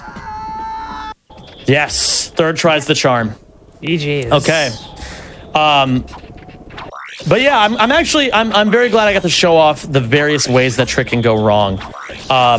That trick is just so brutal. It's so brutal, and it's the worst part is you can be on world record pace going into that trick about 35 minutes into the run. And then you just lose all of it because you messed up one tiny thing. So it's just not fun most of the time. Although I am very proud to say that at my absolute best in this category, that I was quite consistent. So you know, if you can do it once, you can do it again, right? Twitch chat. Oh wait a minute, do I reload here? No, I death abuse. So now what I'm going to do is I'm going to respawn back at this little checkpoint right here. And I am going to now get one last gold bolt. I almost went back into my ship, but there was like an alarm that went off in my brain that said, no, Sam, you have something left to do. And then I had to jump through a couple mental hoops to figure out what it was. But I am missing a gold bolt right now. So what we're going to do is, now that we have this PDA, there's a reason we got this, because it allows us to do crap like this. So these are called PDA side flips. And also what I was just doing before was true to form infinite jumps. We had infinite long jumps before, where you do those crazy like vibrations over the water. Now these are just called infinite jumps, because I'm infinitely refreshing my jump by giving myself a grounded state by opening up the PDA and closing it very quickly. It's not that simple, but it's also not much more complex than that. It's actually quite a simple trick to learn. If any of you have ever wanted to learn a Ratchet and Clank speedrun, I actually really highly recommend Ratchet 1 New Game Plus, because you can learn infinite jumps and like one other trick, and you can actually complete a run. The skill floor of this game is absurdly low. But it just so happens that it has one of the highest skill ceilings in the entire series. So just make sure that if you're thinking you want to do this kind of category for the long haul, it's going to take you a bit of time to get good. That's all I'm really going to say about it. But it's a very, very fun game and a very fun process along the way. So now that we have gotten our little PDA, we can now backtrack. I'm trying to think, where do I go first, backtrack-wise? Do I go to Kerwan first? No, not Kerwan, Novalis. Do I go to Novalis first? My gut's telling me yes. I think we go there. Again, my muscle memory is being crisscrossed by like a couple different categories and a couple different things that I've run over the years, but I believe I'm doing this correctly. Although I could have been wrong about that. Regardless, it doesn't matter. The point is, we're here now, we're on Kerwan, and my split names don't help me at all, because I have a channel point reward on my Twitch chat to allow people to rename my split names. And they always rename all of my splits to Kerwan, the third planet in the game. They find it very, very hilarious to do that. And so I'm just scrolling through my splits right now. It just says Kerwan. I was like, this isn't helpful at all. But yeah, so now what I'm going to do here is I'm going to collect the 3 gold bolts. This is all just a bunch of backtracking right now. Before, it was super fast to make sure that I got through all the early planets as soon as possible. But now it's super important to make sure that I'm properly backtracking, getting all the things that I need to do in order to get all the gold bolts that I skipped the first time around. I'm wordsing super good right now. And yeah, aside from that, it's just going to be a little battle of me versus the game now. At this point, we basically have everything that we need to beat the game aside from one device. I'll tell you more about that a little bit later. However, now it's just an onslaught of really complicated, complex movement. So now what I'm going to do is I'm going to go over here. I'm going to side flip up, and I'm going to collect the info bot for Iridia. Iridia is a planet that, coincidentally enough, is skipped in both Ratchet games that it's featured in. However, in this completionist category, we cannot skip Iridia. Oh, wait a minute. I did this totally wrong. That's okay. Doesn't matter. I was going to... You know what? We've got an estimate. We got some time to play with. This is Game Masters. I want to show you all some of the stuff that this category has. All right? I'm going to show you some stuff. So I'm going to backtrack a little bit and go all the way back over there because I want to show you guys a super cool complex movement chain. And it won't hit the same way unless I hit it just right. So here's what we're going to do. I'm going to go back over here, over to where the infobot was. I am going to go back to where the plumber was with the infamous, the plumber's back cutscene. And now I'm going to build a ton of speed using something called Speedy A's. I love it. I love it. So what we do here is we build a bunch of momentum and then fall in the water. And if I time this just right, I will keep my speed and be able to do this.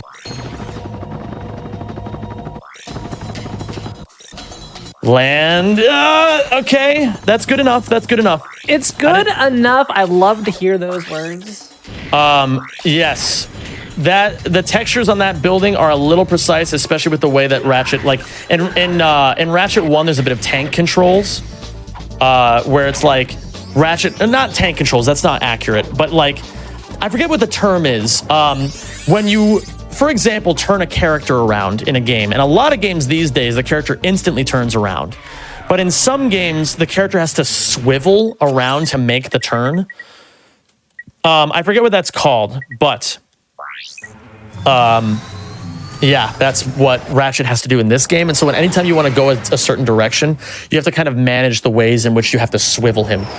But yeah, so a little tricky, but we made it. Yeah, turn radius. Yes, thank you, Scott.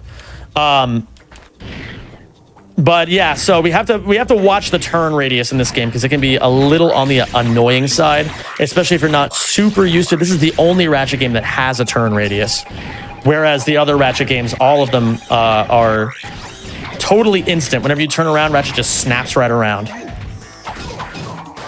So here I do a very interesting trick to skip across that entire section of the level, and I'm going to grab a gold bolt right here.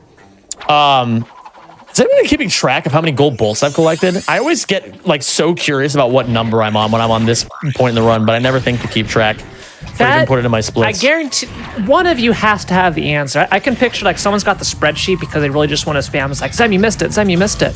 They only had one chance to do that. So I'm sure somebody has the exact count. Now, this is the point where I'm curious because I like to see how many different numbers show up at the same time because everybody's got a different number and you can't really trust any single one person. Show us what you got, chat. Especially the regulars who are non-Ratchet runners from my community, they love just throwing whatever number just pops into their brain first. They love it. Anything that they can do to make my life just a little bit more challenging is something that they're totally on board with. So this is something that's kind of interesting. So I activated Ghost Ratchet by throwing Ratchet into that mud and then pulling him out with the swing shot. But now I have something even spookier than Ghost Ratchet, Ghost Clank. We kept Ghost Ratchet all the way into the Clank section, and now I can just walk. I just walked through the arena walls using Clank right there. So I'm really hoping that I get a specific glitch.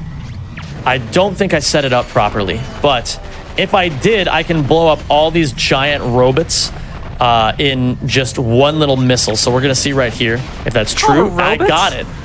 Oh yeah, the robots. You know, the robots. The big things over there, the big old robots. Very technical term. Don't look it up. I'm pronouncing it correctly. We all know it. So now that we're done blowing up the giant robots, all we got to do is just take out these little helicopters. And now we're done with the Clank fight, so we can leave Quartu. And we can move onwards to, I believe, Iridia is next. So let me just not die real quick right here. We can go over here, and now I can Death Abuse now that I've touched that part of the bridge, because it's just going to take me right back to my ship. So now we go, yes, Iridia is next. So, gamers, you having fun so far? You having a good time? I'm having a fantastic time. I'm having a fantastic time as well. I always love the chance, any chance I get to show off these games to people who may or may not have already seen them before or want to learn a little bit more about them is a day that I consider well spent. So I really do hope that you're all enjoying this. Here's a good question. Type 1 if this is the first time you have ever seen this run or any of the runs today. I'm curious to know. I made an oopsie whoopsie right there. Yeah, I would say that these games, I really don't like using this term because I feel like people are going to be like, well, of course you're going to say that, Zem. And people don't take me at face value when they say it. But these games really are criminally underrated. They are such incredible speed games, and I will always, always, always shout them out. Any chance? Oh no, I have to ride. Oh, I have to ride the tube now. All right, everybody. I hope you're all studied up on your lore of London, because right now we're gonna have to ride the tube. One of the most annoying time losses in all of Iridia, but it's an unfortunate one that happens to all runners of this category at some point. But yeah, I really hate to use the term criminally underrated because I feel like everybody says that about so many things. But like, I don't know, like the amount of people who will watch these runs and then be like, that was mind blowing, you know, or like, I had no idea you could do even half of that kind of crap in these games. I know a lot of people say that for a lot of different speed games, but I feel I will always stand by the side of PlayStation games and PlayStation runners because that's my home. It's where I've, you know, made my career, and it's where I continue to grow as a content creator, is by providing content, a voice for these PlayStation games that not that many people give a voice to. This is the tube, by the way, that we have to ride. It's the tube of shame in many ways, but you know, it is what it is. But yeah, I don't know. I just love these games so much, and I really do think that if you have any love for them, even if you never speedrun them a day in your entire life, you know, if you got an old PS2 or a PS3 somewhere back there, dust it off real quick. You know, give these games a little bit of love. I swear they hold up. And you know what? On the PlayStation 5, if you're a current gen console gamer, if you have PlayStation Plus Premium, they recently re-released, I believe, nearly every single Ratchet game on PlayStation Plus Premium. So you can play through all of the classics, every last one of them. So big shout, big recommendation to do that. And I think it was a really nice gesture for Sony to put that, or I don't know if Sony was responsible or Insomniac was responsible. But I think it's a really nice gesture to give these games a little bit of love on the 20th anniversary, which was November of last year, so just a few months ago now. So, yeah, you know, these games really do hold up a lot. I personally believe, from a casual perspective, this game doesn't really hold up as well gameplay-wise, just because a lot of the mechanics feel just the tiniest bit outdated. But Ratchets 2 and 3 specifically, ooh, chef's kiss. So I just got one of the hardest gold bolts in the entire run, and I got it pretty cleanly as well. I'm going to try to do my best here to make this second movement chain just as clean. This is Drek's Fleet. This is the third to last level of this run, and is one of the biggest challenges to anybody who ever wants to run this game. I don't know why I just did this entire planet better than I did back when I consistently ran this category, but I'm a little freaked out at the Drek's Fleet that I'm currently having. Do not panic, Twitch chat. Everything is going according to plan. This is just as freaky for me. But yeah, insanely precise planet. Any of those movement things I just did, if any of those get, ooh, okay. If any of that gets even the slightest bit messed up, it can have dire consequences. So we grab this gold bolt right here. And I believe, I want to do a quick bolt check. Just to be safe, 35, that's the magic number. Okay, no, don't you dare. That guy can get a little finicky. He's a little temperamental. Yeah, I am exactly correct on my gold bolt count. I'm exactly correct on my actual bolt count. I mean, I'm way over bolted, but again, like I said, always better over bolted than under bolted.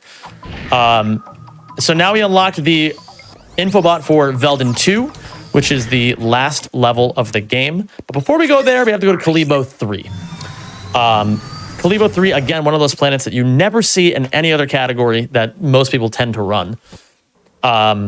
So yeah, here all we have to do is collect 2 bolts. That's it. There's no easy, yeah. Yeah, it's going to be super simple. So we're going to start by long jumping here, and then we're going to swap packs to get a really big long jump right over here. We're going to like PDA hover over to here, and then we're going to do a very simple, easy to do movement chain. You know, we're going to go out over here, do this, do that, and then we're going to hover all the way down over here. That's actually a pretty good movement chain. And then we're just going to PDA side flip over to get this bolt. And then hyper strike to our death and do it all over again.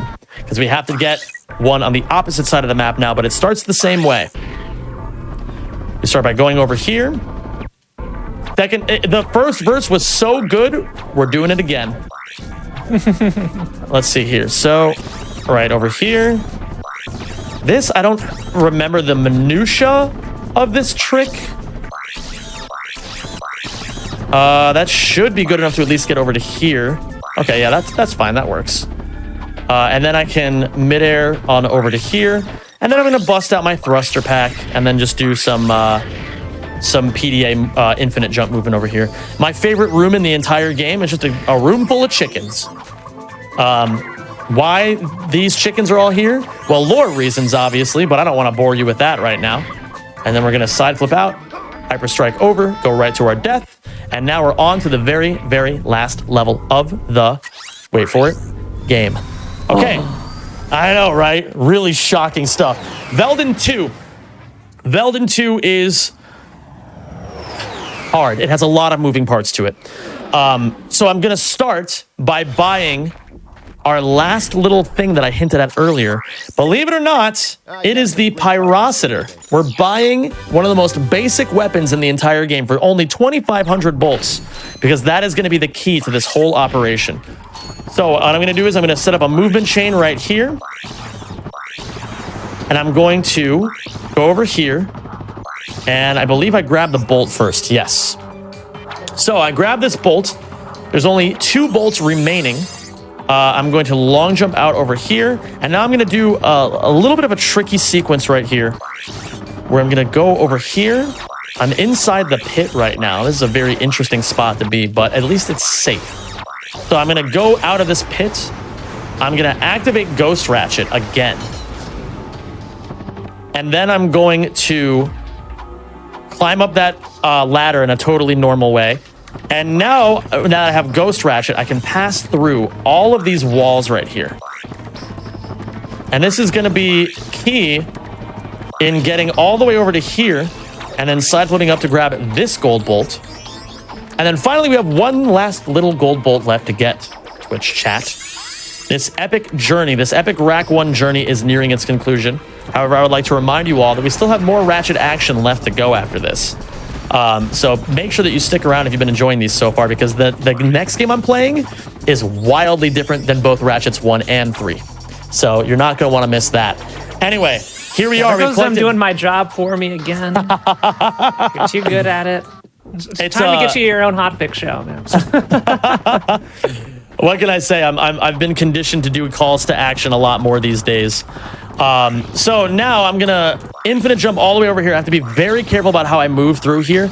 I cannot activate the checkpoint, otherwise Drek will spawn in and I have to reload the whole level. So what I'm gonna do now is I'm going to infinite jump all the way over to the last platform of the final boss fight. Drek is currently not loaded in, and that is intentional. That is by design. We want to make sure that we load Drek in on the last platform because he will have less health and we want to do as much platforming. It'll be a lot faster for all of us. So this is where this Pyrocitor comes into play. A lot of you don't know this, but I'm currently playing on a European version of this game. European PS3 upscaled to HD, and the reason why is because there's a very specific glitch called the Pyrocitor glitch, where if I jam the Pyrocitor directly inside the model, watch what happens to Drek's health bar. It's gonna just completely melt. Wait, hold on, I gotta make sure I'm actually hitting him here. He's not being super favorable for me right now, but if I have good movement, it doesn't matter. Watch his health bar this next phase. Look at how fast that goes down. He just gets absolutely owned by this Pyrocitor. And the reason is there's just a weird glitch. that happens when you upscale a PAL game that's meant to be played at 50 hertz over to 60 hertz. And it causes the Pyrosphere to hit him on every single frame. Time is coming up in 3, 2, 1, time. GG! Wow. Woo. All right. That hit it a lot quicker than I expected. Not too bad for a lot of rust. You know, in a game with a whole bunch of, metal-themed objects, shaking off that rust, it's appropriate. Absolutely. It's thematically appropriate. Well, GG's Zem. That's 2 Ratchet games down. We've got 1 more to go. What is it? Well, once again, see, this is the hook, Zem. This is the hook. We don't tell them what the game is or what the run is until after the break. So that way, they're engaged during the break thinking to themselves, oh, what is it? What is it? What could we possibly be doing? But don't go anywhere, everybody. We're going to be back after a few short minutes with the final Ratchet game of the evening. See you all soon. See you all soon.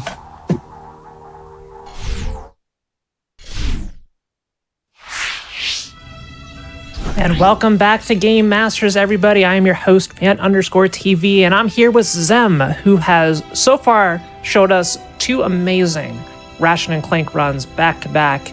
We've got 1 more for you, and let's just go ahead and get right into it. Zem, what do you have to show us for the finale here? Well, I've got a very special treat for you all. This is Ratchet and Clank Into the Nexus. This was released in 2013 for the PlayStation 3. It is a part of what is known as the Future series. Well, technically. I don't know. It's up in the air. People can consider it a future game, some people don't. Anyway, the point is, this was a game that was released. It was the last Ratchet game released on PS3 ever. And kind of sort of tied a lot of the stuff that had been happening throughout the series together. Until Insomniac took a 3-year break from the series and then came back with PlayStation 4 stuff. This game is known casually for being just a little shorter than people would have preferred. However, I have some good news. It's even shorter as a speed run. That was a really, not my best segue. I'll give myself like a 4 out of 10 on that one, but I tried. There was an attempt. The point is, there's a lot of very unique things that happen in this particular run that you're not going to see in very many other runs at all. And I just want to say real quick, my trepidation is in this very first level. If I can get through this very, very first level without any major disasters, I will consider this run a smashing success. It is extremely easy to soft lock, but because this is Game Masters, I'm gonna duck and weave. I'm gonna navigate. I'm gonna be like, I'm not gonna soft lock. That's what I'm trying to say here. All right. Anyway, here we go. I'm gonna try my best here. Let's get it going in 3, 2, 1, go. So right off the bat, we have a very unique interaction called nightmare clipping. So we use something called the nightmare box to clip through walls in this game. Not very many walls, but some walls. And the standard form of movement is the long jump for a very long time. However, the nightmare box does have one other little application called nightmare launching, which I'm going to attempt to do right here. No. I failed to nightmare launch about 4 times, and I don't want to risk throwing away too much nightmare ammo. However, I will eventually have to show you nightmare launching. I don't get a choice in the matter. So you will eventually see nightmare launching, and it will basically speak for itself. But the reason why I said this is such a soft lockable planet is because I'm currently mega out of bounds, like way out, like so far out of bounds, the game isn't even 100% sure what to do with me right now. So if I die while I'm this far out of bounds in the first like chunk of this level, I will fall indefinitely. You did not mishear me. I did use the word indefinite. It's not like indefinite, but for the sake of the speed run and the sake of the drama, it might as well be indefinite. So I'm going to proceed to do this, and I'm also going to proceed forward through this level with extreme caution. We're through the first incredibly soft lockable part, but we are not out of the woods. So I hit the first bolt crank. This skips a major portion of the level. And I'm going to be honest. So, I have to keep it a $1.50 with you all because you've been such a great crowd so far. Do you know how I've known a lot about Ratchets 1 and 3, and I've been a very valuable source of information for you all?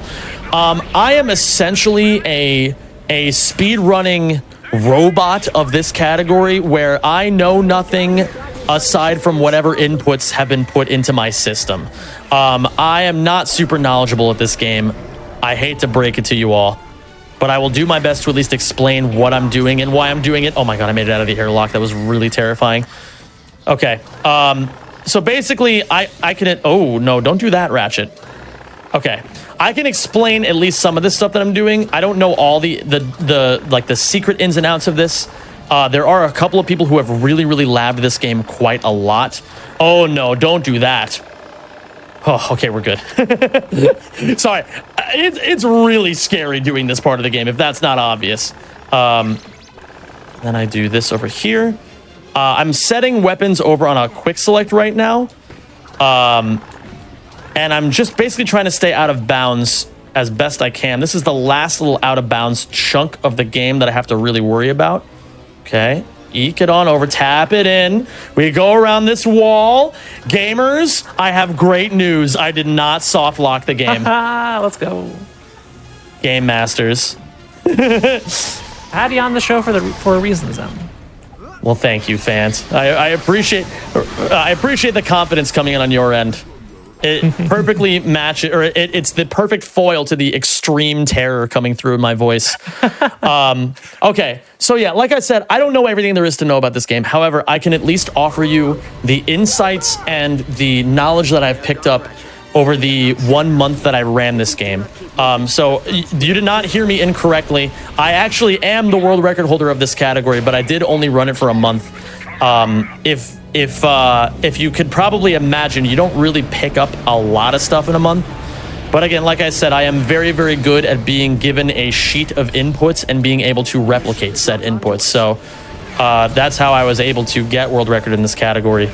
But yeah, it's still a great game, and I still really enjoy playing it. I really want to run the other categories at some point. It's just I just haven't found the right time to do it yet. There will be a time and a place for it, but now is not that time. But that being said, we are officially done with the first level, and the last thing I'm going to do is set a couple weapons on my quick select. Finally, you can see each of these buttons matches the D-pad. I don't know if you could, how easy that was for a lot of you to tell, but we want to have our 4 weapons up. So we have the rocket launcher, the Warmonger as it's known, the Rhino 7, the Terrorizer, or the Nightmare Box, and the Singularity Grenade. That's the name of that. And so now we attach onto this magnet strip, and we are done with Nebulox 7. Whew. Extremely relieving on my end. Now we are heading over to Yerrick. Yerrick has some really interesting out-of-bounds stuff going on here. So I am going to have to hit a Nitro launch. True to form, there's just no way around it. So you get to look forward to seeing that. It really is the most powerful piece of movement technology that we have in this game. That out-of-bounds that I just went for is actually a lot harder than it looks. You have to long jump a very specific way and land on a very, very, very tiny part of the branch. So I'm going to try this again. Please. Okay. Oh, don't do this to me. Okay, we're good. We're good. Living. All right, so now that I've done that little portion, I can go over here, go back in bounds, and pop. We are done with a huge section of the level, if we're being honest. You know, I am known for lying, but this time around I have to keep it a $1.50 with you all. I am going to be honest and say that we did just skip a lot of the level. And now here is the nightmare launch that I told you all about, as long as these guys actually get out of my way. That was not a good nightmare launch. At least let me go over here. So the way the nightmare box works, and the way this trick in general works, I throw a nightmare box down, and then I double jump. I jump once into it, and then jump backwards into it as it's about to explode, and then that's not what's supposed to happen. Hold on, wait for it, and first try, easy. Not even remotely hard. But yeah, you can see that it helps you clear insanely long distances. Which is like, not only is it fast, it's also good for just clearing these huge stretches of like infinite death chasms. So here, I have to be looking at the swing shot node to latch onto it. I can't be lazy about where I'm placing my camera there. And now we're gonna do a fun little clip over here where we go out over here in this direction. I go into first person. Do I even have to go into first person? I would like to go into first person. Okay. And then I throw a box behind me to help me clip through here. And then I double jump and land ideally on the rock. Okay. Oh, easy. Not even remotely hard. All right, so now we go over here, double jump out into this direction. We're still like wildly out of bounds.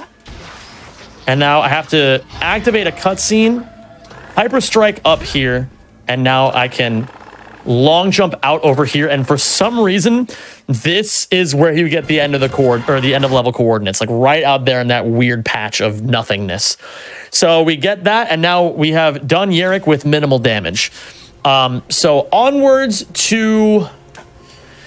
What's the name of the planet? They all have 5 letters, except for like a couple of them. Except for Nebulox and the last one don't have 5 letters, but the rest of them do. Is this Crag? I want to say it's Crag. It's Crag. Of course it's Crag. So Crag is the arena section of the game, where all that's really going to be happening is that I'm just going to be throwing a bunch of singularity grenades over and over. They're like giant black holes that just suck up everything. Just like my ex-wife, am I right, gamers?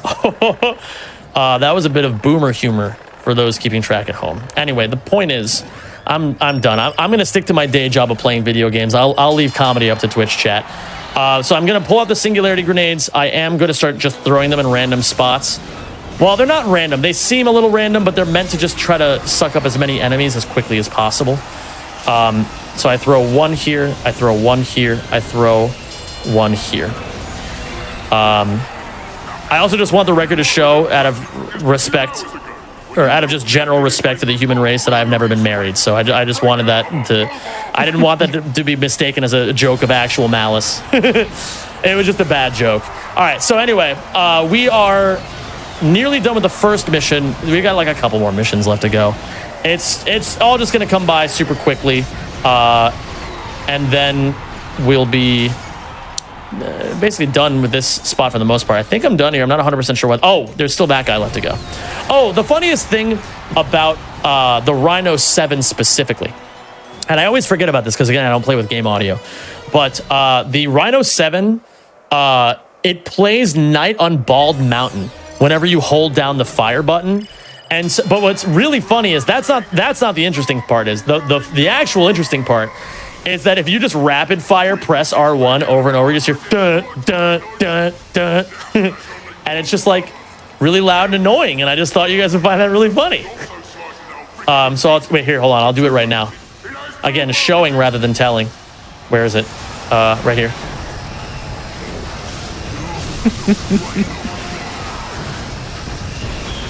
But yeah, you can just, if you're bored, you can just let that thing rip, and you can listen to one of Elgar's masterpieces, you know? That's right, I know who wrote Night on Bald Mountain. I used to be an opera singer.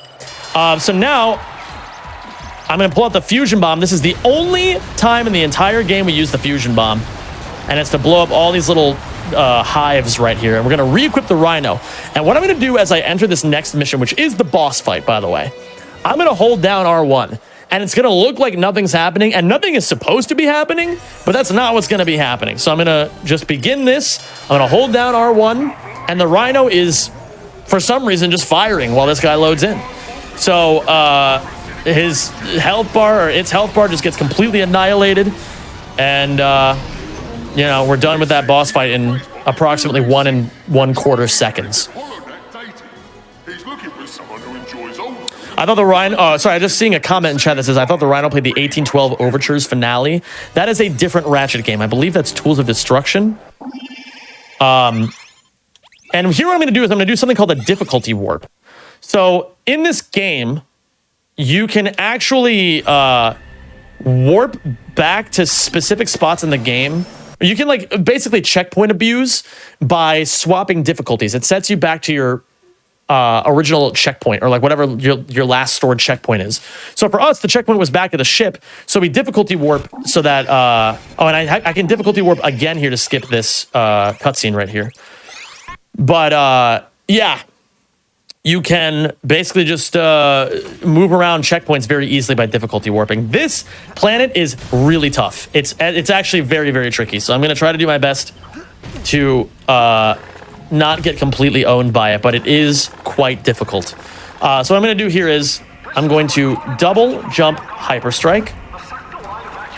I'm going to nightmare, get a little teeny nightmare launch there. If I get a really good nightmare launch, I just want you all to know you will be very aware of it, because I cannot stop myself from making like really loud noises. Like, okay, hold on. That actually, I don't even know if this is going to be good enough. We'll see. This is actually fine. That wasn't a very good one though. I'm really hoping the next one will be like the really good one, you know, like the really good one. So here we go. One more chance.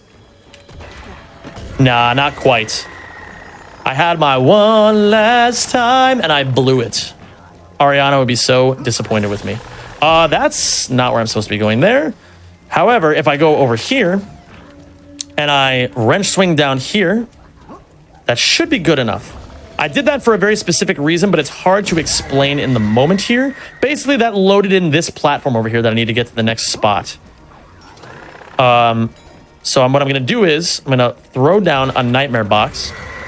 I'm going to hyper strike on top of it, and then very quickly, I'm going to very quickly hyper strike up there. And I got through the hardest part of this, but we are not out of the woods yet. It is still very easy to soft lock the game from here. Again, this whole game is one gigantic exercise in how can I avoid soft locking for 20 straight minutes. So yeah, I've been doing it for the other categories, so I wanted to give a little bit of context for this category as well. The world record for this category is it 1948? Is that my PB time? I forget what it is. It was 1958, 1948. I don't know. It's something with an 8, I'm pretty sure, though. I got it on, I believe, close to New Year's last year. Or, was it New Year's 2022? When did I play this game? Are any of you even You're playing real? it right now. So. I guess I am playing it right now. Huh. Well, what do you know? Sorry, in case it wasn't blatantly obvious, I'm kind of a weirdo. I never would have suspected. You know what? That's okay, Zem. You just be you. We all love you for it. Thank you, Fant. I appreciate that. Gamers, I have a question for you all. Are you all? I don't know. I want to try to be at least a little bit sensitive with how I phrase this. I hope. You know what? It's not a question. It is a desire. I hope that you are all having the best Valentine's Day possible. You know, Zem, I really do. I don't think I could have asked for a better Valentine's Day than spending it with you on Hotfix this evening. Oh, fans. That's so sweet of you. I feel the same way, honestly. I couldn't dream of a better way to spend a Valentine's Day. I knew this was going to be a special show.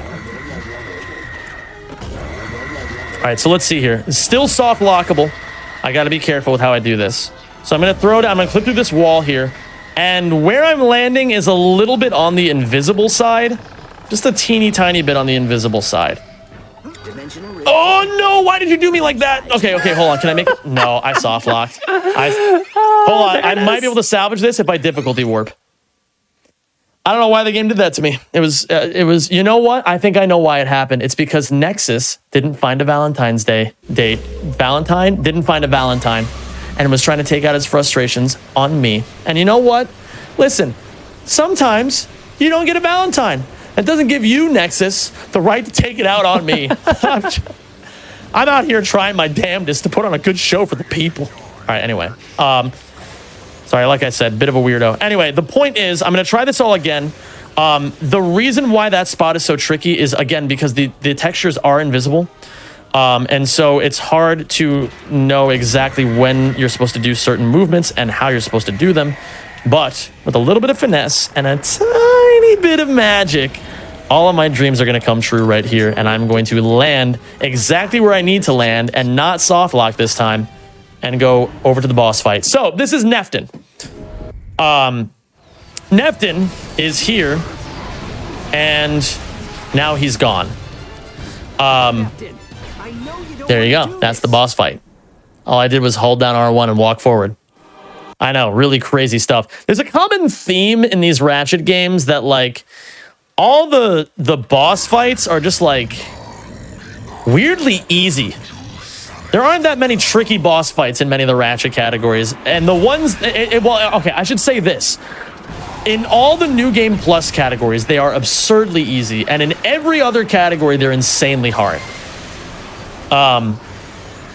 Total run killers almost across the board. Except for, like, there's maybe some exceptions, but, like, yeah, I don't know. It's just very funny how that works. The real duality of speedrunning. But yeah, now all I have to do to finish up Psylocks is just go out over here. I'm going to pull out the Warmonger now. And I'm going to start firing away. And it's going to lock onto these enemies that are out over thither. And I'm going to bust out my Rhino and kill one last enemy. I believe I skipped the cutscene here, and I got something called Moon RNG going on here. So there's a moon in the bottom right corner, and I utilized my Moon RNG to the fullest right there by getting to the ship as fast as possible. So now we're on to Thram. Thram is where we're going to finally pick up the charge boots, but we got to do a couple of things before we can get them. I saw another one of my regulars, Freimutig, in the chat mention wrench-only Drek. I do not want to talk about wrench-only Drek in Ratchet 1. That fight physically and emotionally hurts me. So we are not going to mention that for my own sanity's sake. So what we're going to do here right now is we are going to difficulty warp. I think this should be fine.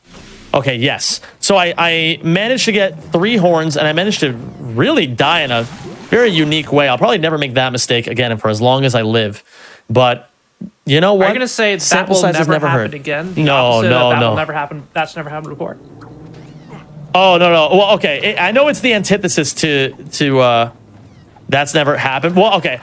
Basically everything in this game has happened to me at least once in the month that I was running. I was kind of grind monkeying this game quite a bit.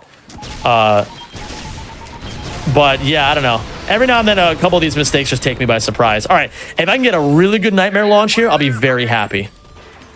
Oh, yeah, that's a good one. Sorry, I can't stop myself. It's involuntary. I can't help it. But yeah, so that's what a great nightmare launch looks like. And now all I need to do is just blow up this last little dude right here to get 10 out of 10 horns necessary to get the charge boots. I'm going to walk on over here. And I am going to exchange these to the smuggler. However, I'm going to mash triangle. I don't really know why we mash triangle there, but we do. Maybe it helps us skip a cutscene. Maybe it doesn't. I don't know. Again, I don't play this game. So now what we're going to do is we're going to go to the ship, and we're going to go to Igliak, the last planet in the run. Listen, I'm only the world record holder. Did you think I know things about this game? Come on. You know, I was going to make some assumptions, but I see with you that's impossible, and a poor lapse of judgment on my part. Yeah, what were you thinking, fans? Come on. So hopefully I skipped this cutscene here. I don't know if I did. Yeah, is it too late to get someone else on the show today? Maybe what's that? I was about to say, is it too late to get someone else on the show? But it's too late, unfortunately.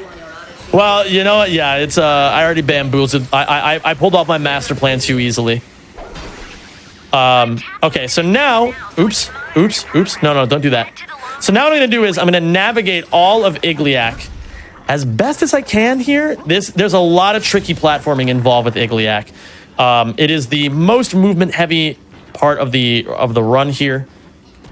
A lot of really tricky out of bounds stuff that like, for example, that. Huh. Okay. Well, anyway, here we are. We're back at Igliak. It takes me back to the beginning. That's so mean. All right. So no Talwyn Talon was the woman standing outside the building at the very, very beginning. That's actually Ratchet's girlfriend, canonically. Oh, no. Get away from me. Get away from me. I don't want to be here. I mean, I do want to be here, but just not like this. Okay. Okay. Yeah, that's his girlfriend, canonically, but she has, like, maybe, like, 5 seconds of screen time in the series these days. Let me see here. Okay, so now I'm going to try this again, and this time around, I'm going to do my best to not die. That's a pretty reasonable game plan. All right, here we go. Yeah, there we go. All right. Hold on. Hold. I'm holding. All right, I didn't die that time. Great. So now we're going to enter this little spot in the level. We are going to checkpoint abuse again to reset the whole state of all this, because it won't work properly if we're not doing it just the right way. So now I'm going to grab this little guy right here. I'm going to use him to open this up. I'm going to smackety whackety and go on over here and be... I'm going to try this little trick. It's a little tough, but I'm going to try it. Yeah. Nice. Okay. That's actually a trick that is featured in the segmented run of this game.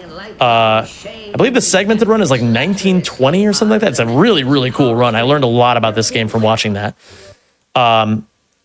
And so now what I'm going to do is I'm going to activate the elevator using the little dude that I picked up.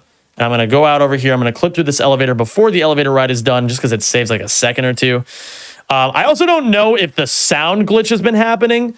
Sometimes on this level, there's just no sound playing at all. I'm gonna ask tech to not worry about that if that's the case. It is totally normal for this game. I don't even know if it was happening, but it is. Okay, great. I'm getting the wait, how do I do this? I do this and then I difficulty warp again. But yeah, I just wanted to make sure, because I know that's a very common thing to happen in this game. So I just wanted to make sure there was no confusion there. I was just getting a word from tech that it actually was. Oh, I forgot to do the thing. Wait, do I have to difficulty warp again? No, I don't. Okay. I forgot to overlap cutscenes there, but it's not a big deal. I forgore skull emoji. So now what I'm going to do is I'm going to do another pretty precise trick. This can actually mess me up if I'm not super careful. So I'm going to do my best to jump right here, and did not make it. That is very tragic. I made a little street goof, as it were. Hopefully I have enough boxes still left over there that I can try this again. If not, I'm gonna have to do a super precise rail jump, and it might end up biting me in the butt. But it's all good. All right, here we go. Let me see. Do I have the boxes? I do have a box. This box will be my salvation. Okay, we clip through here, and that saves several minutes. Being able to do that, and thank goodness, that I will actually attribute to luck. I did not deserve to have that box there. That is completely lucky on my part. But yeah, so now we are heading over to the sequence of the final boss. Mr. I believe, is the name of the boss. And we're going to skip this cutscene by just going around here. And now we begin the fight with Mr. I. So now I actually have the difficulty of Mr. I set on hero mode, which is the medium difficulty, as opposed to cadet mode, which is the easiest difficulty, for a very specific reason. This boss fight goes this goes Ratchet section into Magnet Rail section into Clank section, and then it does that. It repeats that twice. So, or rather, it does that twice, and then it has one last Ratchet section after that. So now we're in a Clank section 1. I'm going to need this to be on cadet difficulty for Clank 2. So just put that in the back of your brain for now. But here's what I'm going to do. Instead of doing this long Clank section, I'm just going to clip through here using this box, which I did not do properly just this particular time, but I'll give it another go. Downwards we go. And now, if it's not completely obvious, we are indeed out of bounds. Never would have guessed. Yeah, I know it's a little tough to tell, so it's a good thing you all have me here to point that out. I'm going to try to do my best to not accidentally soft lock here. There we go. Okay. It is very easy to soft lock in that section as you're going through that last little like maneuver right there. But now you just stay out of bounds, and then I just make a hard turn to the left here. Best glitch in the entire game coming up. Okay, check this out. You will not believe how sick this is. Check this out. It worked. Bring me another. Woo! Yeah. Most important glitch you've seen tonight. So yeah. So now we're done with the rat. Thank you. I know it takes a very special kind of game master to be able to pull off a strat like that. Oh, no doubt.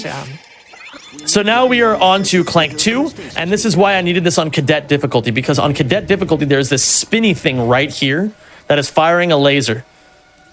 And I'm going to use this to clip through that wall. And it's going to help me beat this section in like, I don't know, like 10, 15 seconds. It's just that easy. Yeah. It's just that easy. Time is coming up when this boss's health bar goes away. So we'll get like another like 5 seconds of sitting around here.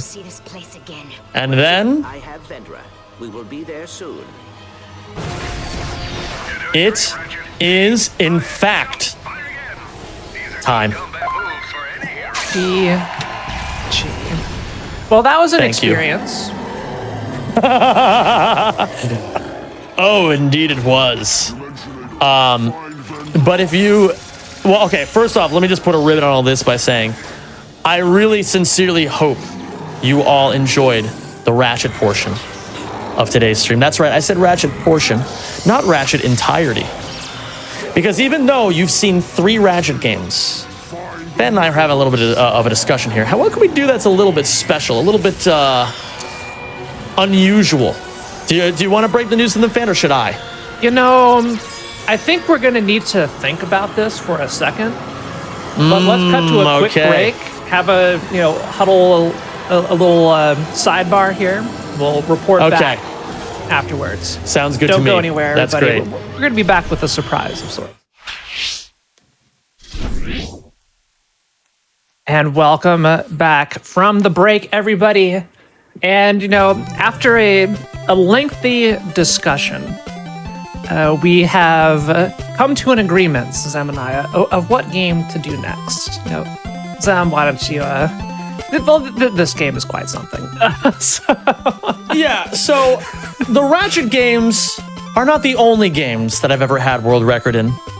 All right? I'm going to learn you a little bit of Zem history here, Twitch chat. All right? I've also had world record, one of the most esteemed world records of all time, in the 2012 Flash game Frog Fractions. That's right. And I want to tell you how I found this game as well. I was in grad school at the time.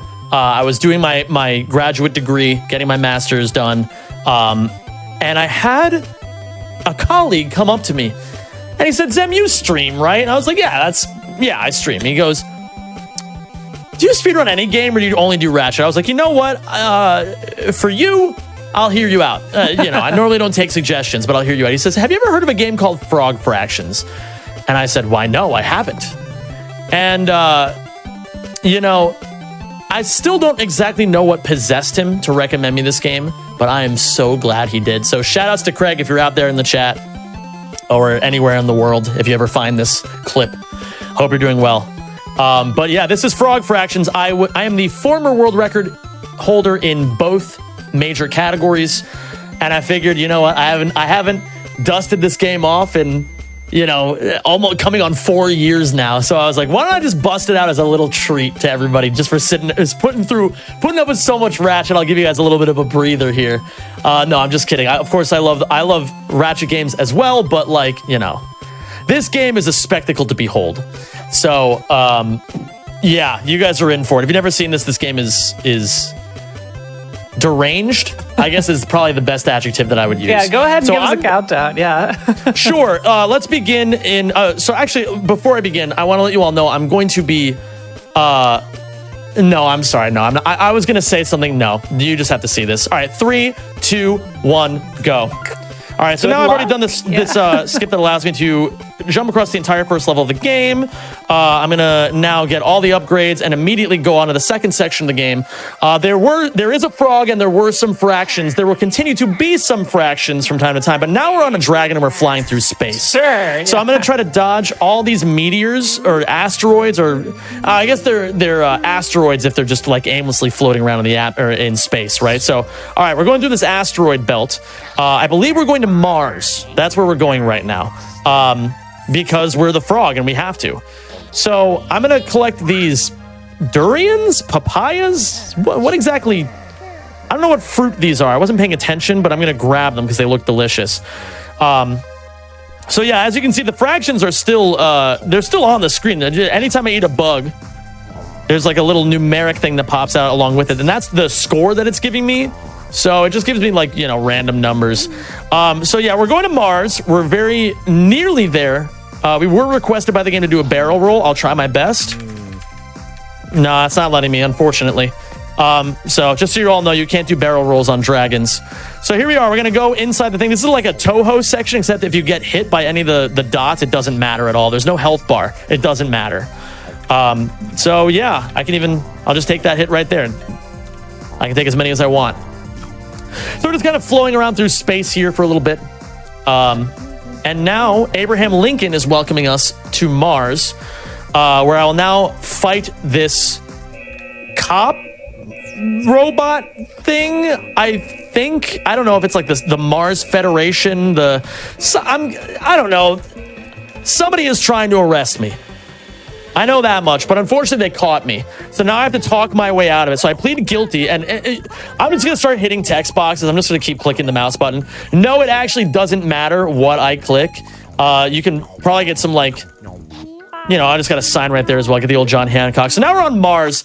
Sorry, this game moves at a mile a minute. We're already way past that last thing I was saying. So I'm going to stop talking now, and I'm actually going to bump my game volume a little bit so you can hear a little bit of history.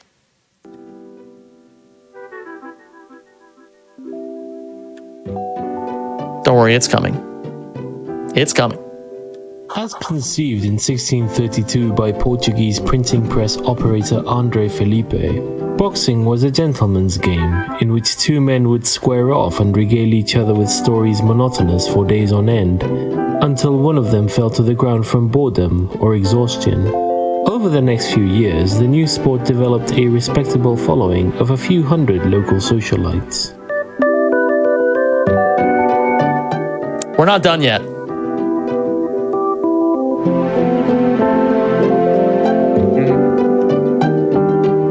Give it a second. Needs a little bit of time. It was Felipe's son, André Felipe, who developed what he called the punching strategy in 1637, after seeing a schoolboy strike another in anger, causing him to fall down. When André Felipe challenged the then champion, British expatriate Sleepless Bill Bishop, to a match, Bishop was the odds-on favorite. You can imagine his surprise when, while he was describing what he had had for breakfast that morning, André walked up and thumped him in the neck, sending him down for the count in the parlance of our time. Shoutouts to the term parlance of our time. Always a based one. Oh, we're not done yet. I hope you're slowly coming to realize. While it was universally agreed that the boy had violated the spirit of the game, officials were unable to find any actual rule that punching violated, and were forced to let the victory stand. This upset caused an uproar in the boxing community large enough to spill over into local newspapers, which drew the interest of many outsiders to come see what all the fuss was about. The newcomers were enthralled to engage in these borderline barbaric displays of human strength and skill, and the rest is history. After a few spoiled sport school moms, single-minded about safety, added the padded gloves, of course. Today's boxing enthusiasts fantasize about a newcomer that would rock the ring the way Felipe did. Calcification of the modern rule set has essentially locked the punching strategy into place, but it's easy to get caught up in the fantasy. Young scholars with big dreams often enter the ring with their crazy new trick, usually a variant of hypnosis, and though they've achieved the occasional victory, none of the gimmicks have been robust enough to make it to the big time. The real wonder, though, is that Andre Felipe's original vision of boxing is still around. Gentlemen's boxing clubs can be found in cities all over the world. You can visit one most any day of the week and see two erudite gentlemen exchanging pleasantries in the ring. Most people only come to watch a few hours of a match and then leave. And every once in a while you'll find amongst your elders a stout fellow, a die-hard fan, who perhaps witnessed that historic battle between Felipe and Bishop, who for love of the sport must stay to witness the last glorious seconds of wakefulness slip away, only to return to fight again another day. That is the real history of boxing. What? Don't look it up. No, just trust me. Don't look it up. It's the real history. So now we have a text-based adventure. So what we're going to do here is we're going to enter the module. It's going to give us a whole list of instructions. I'm basically see you can just take a look at that if you want. I'm going to type really win. All right, I won. All right. So now we're on to the dream sequence. So what I'm going to do here is I'm just going to mash the space bar. Don't worry about why I'm mashing the space bar. This is a random trick. Sometimes you hit it and sometimes you don't. All right, I hit it. I hit the skip. Oh, it's all right, DDR. So now we're to the Wait, DDR what? section. Yeah, we're in the, yeah. I'm going to stop This is a asking banger. questions.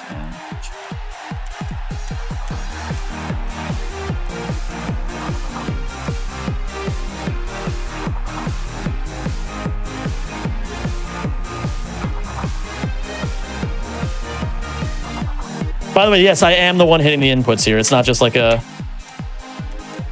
Like, it's not like a scripted sequence or like... There's nothing like... You can miss as much as you want. You can hit as much as you want. I'm going to shut up and focus on this.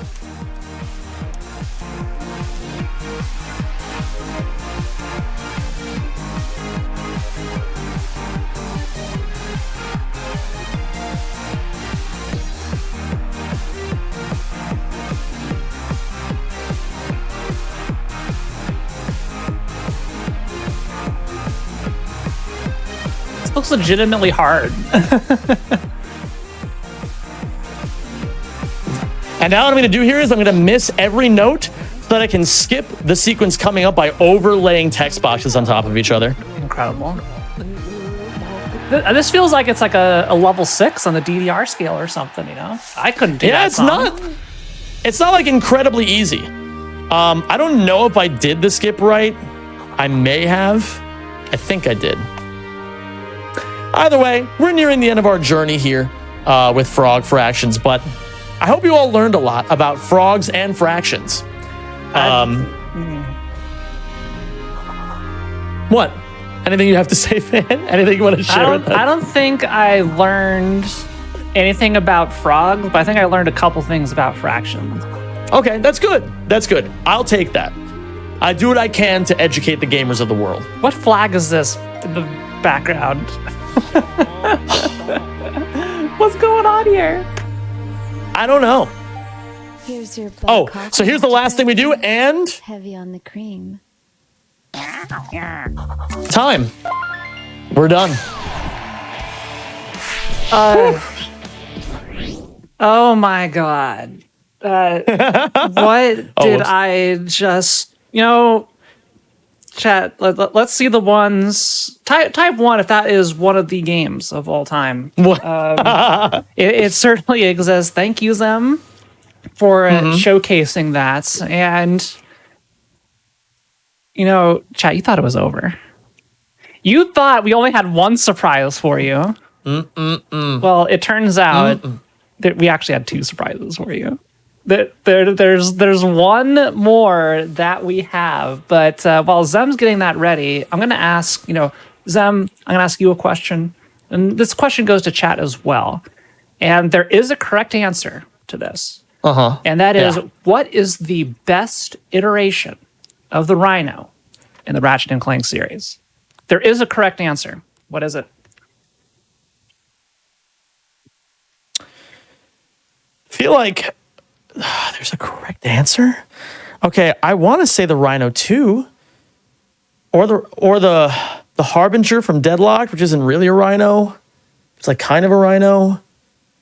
The one from A Crack in Times? Oh, God. I have to pick one, don't I? I'm going to pick the Rhino 2.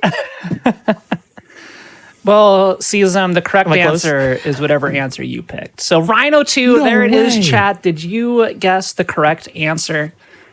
Rhino Wow. 2 is the one. It's got like 100 rocket magazine, right? Let's test my ratchet knowledge here.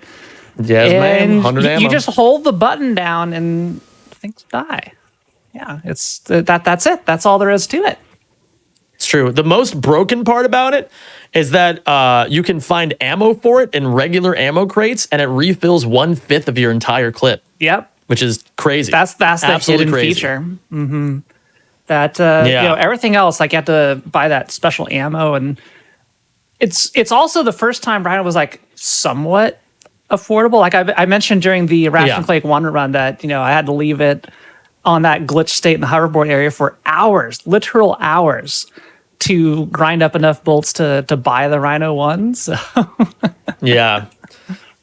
They got a lot kinder in the following Ratchet games after Ratchet 1. They knew what they did to their fan base. all right, so Zem, we're setting up for one more game. It's going to be a short Yes. one. What do you got for us? Some of you will know this as soon as I open this. So I'm going to open this right now. I've been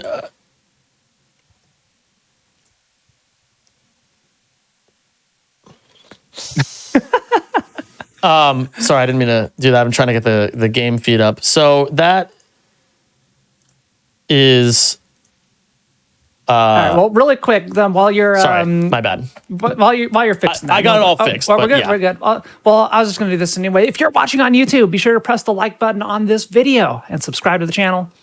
Also, go to twitch.tv/GamesonQuick if you're interested in looking at our live content starting weeknights at 7 p.m. Eastern and weekends at 1 p.m. Eastern.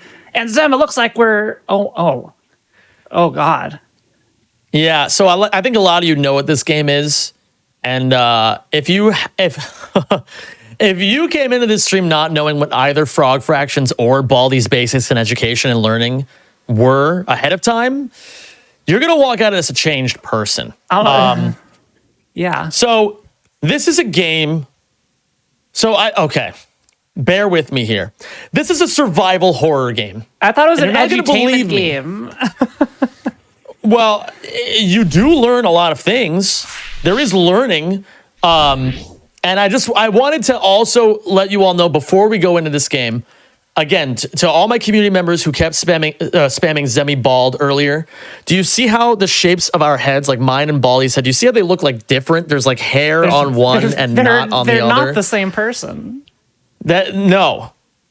So stop. All right, you're gonna have to do that. So anyway, the point is, yes, this is actually a survival horror game. I know it does not look like it, but again, better seen than explained. Here we go. So this is the any percent category. I am going to warn you all right now. What's that? I was shocked as soon as you entered the game.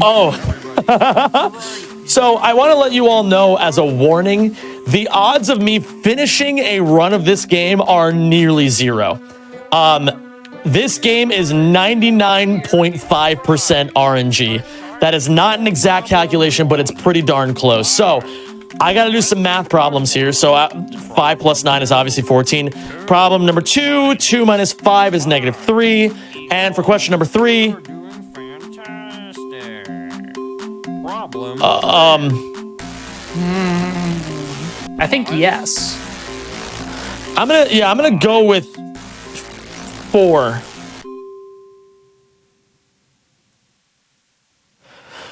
So now Baldi's gonna begin chasing me. Because you got one so what I'm gonna do question is wrong.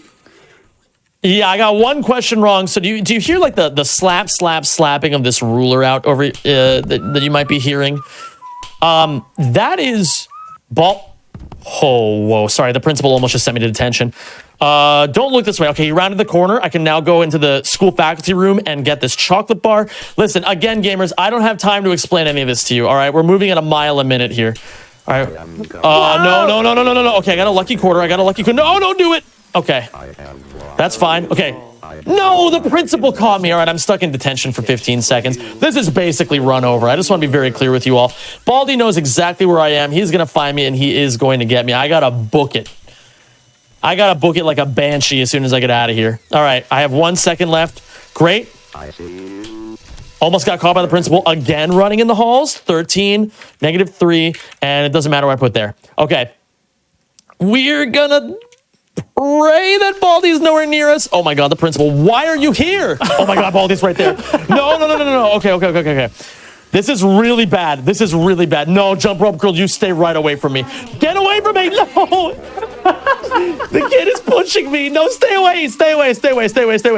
No. I got caught by the jump rope girl. What is this video? Okay, no, that's good. This guy actually helped me out by doing that. Okay. I'm going to try to do my best here. The principal doesn't see me, so he can't see me running in the halls. I'm going to get notebook number 4. Okay, 5, -1, doesn't matter. Okay. Whew. Okay, one's in chat if this is reminding you of your high school experience. I know this is a very, common, set of problems that we have all had. Okay, I don't even know where Oh, I see Baldi. No. I hope that guy stays away from me. Okay. Here we go. 2, 7. Doesn't matter. Okay. This is going to get really scary. Baldi's moving really fast. He's probably going to catch me here.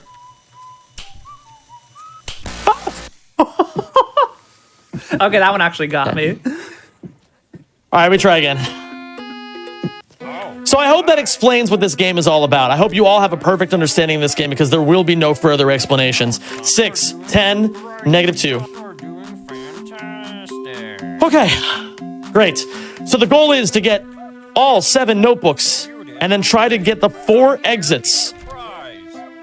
And on the 4th exit, I mean, listen, it'll be a cold day in hell if I can even get to the 4th exit. But you guys will see what happens if you get to the exit section. It's a pretty rip-roaring good time. All right, quarter. We're going to pick up the lucky quarter over here. I'm going to run over here. I'm going to wait. I'm going to wait until my energy bar completely fills up again. Okay, we're going to go through the school faculty lounge. We're going to grab the chocolate bar, or I think it's the energy-flavored Zesty bar, which if you think about it, I'm not 100% sure what any energy-flavored anything must taste like, but no, not the girl again. 1, 2. Oh, this is painfully slow. Yeah, oh, it's bad. It's really bad. All right, I'm going to grab the safety scissors in case that happens again. I can snip her jump rope and get away cleanly. All right, so I have the energy-flavored Zesty bar. Okay, I need to watch for the principal. If the principal catches me sprinting in the hallway, it's really bad. I'm going to have to leave. No, not this guy. Yeah, what is that guy? I think it's the science fair experiment. I don't know. It calls it a kid in the lore, but I don't really know why it does that. Okay, so 4, -7, that. Okay. Great. And just so you know, gamers, every question you get wrong, he gets faster. He does tell you that. He's honest. Oh, this is not good. That is him. I don't think I should burn the energy-flavored Zesty bar just yet. 13, 10. Okay, I want to tell you all something while we're here. There is a trick coming up very shortly that I actually found. It's called Zem Stretch. I didn't name it that. I wanted to call it Stretch Armstrong, but the Baldi community insisted. What is going to happen is there's going to be 2 items in the cafeteria that I'm about to go in, right? Are you all... Listen, don't freak out. He's fine. Everything is fine. Don't worry about it. There are 2 items in the cafeteria. What I'm going to do is I'm going to stand next to one item. Do not freak out about Baldi. It's all going to be fine. And I'm going to click on the item that is on the opposite side of the room from the item that I'm currently looking at. And the game cannot register whether or not you're trying to grab one item or the other. All it recognizes is item. You are in the zone to pick up an item. And so by clicking on the other item, I just grab it from all the way across the room. So that's why it's called Stretch Armstrong. All right, here we go. And like I said, gamers, if you're freaking out, you got to stop it, all right? There's no reason to freak out about Baldi. Nothing is going to happen. So here I go. There we go. I stretch Armstrong, and I got to run now because Baldi's right here. Okay, I have the safety scissors still. Running in the halls. No, the principal caught me running in the halls. This is really bad. This is going to lead to an inevitable and painful death. All right, let me see here. No, he found Attention for me. you. Your parents will hear about this one. Yeah, the parents. All right, well, It'll be fine. what could go He's wrong, not going to be there. right? Oh my God. Running in the halls. He caught me running again. Dude, I'm getting stun locked by the principal. No, You ever get no, spawn no, camped no. by the 30 principal? seconds. Detention for you. 30 seconds of detention this time. Oh no. Yeah, this time it's 30 seconds. And Baldi knows where I am. There he is. Well, you know what, gamers? I get to show off another cool little strategy right here. If I stand in this corner... Never mind, he caught me anyway. All right, we're going to give you one more go at it, Zem. Good luck. I think I'd probably need about 50, so that's a good call. All right, here we go. 11, 4, 6. Doing fantastic. Is this a game about getting bullied? Yes, in many ways. Oh my goodness. Okay, here we go. 9, 9. Cool. Okay. Here we go. Press 1 for the run, gamers. Press 1 if you believe. Oh, you got my one. Thank you, fam. Okay. Here we go. We're going to grab the energy flavored zesty bar. We're going to go through here. I am coming ready. No, why you again? So yeah, like I said, this game is 99% RNG. All right, I'm going to grab those safety scissors again because I'm just really sick of her shenanigans. 11. She has the worst kind of shenanigans, all right? Like, I have funny, silly, goofy shenanigans. Hers are just sad and depressing. I see you, Okay, friend. let's see here. Maybe I can get lucky. Okay. I think. Oh, and the principal did not catch me running in the halls.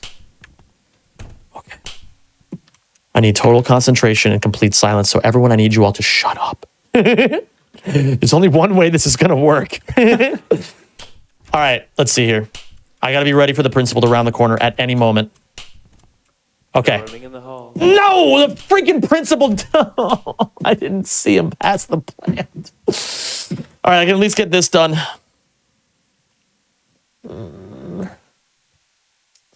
15 seconds. Detention for I you. accept my fate. All right, wait, hold on. No, I will cling to life. There is no way that Baldi's gonna. No. Oh God. Oh. Ah, no. I tried. I'm so. Well, you know, that's just the way it goes with Baldi sometimes. I swear I used to have world record in this game.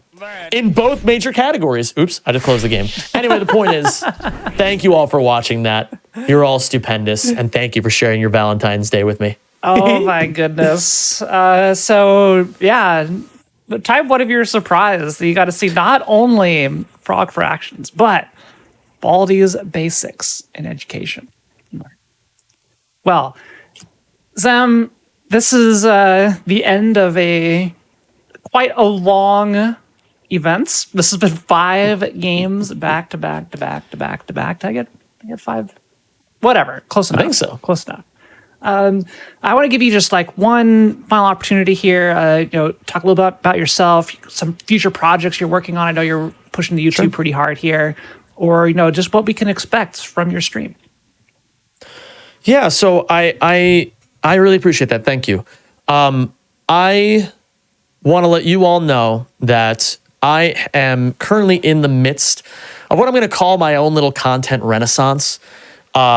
I have been voraciously studying the YouTube algorithm, trying to understand why things go viral, every bit of ins and outs on how the system works and all this other good stuff. And I've truly fallen in love with the medium.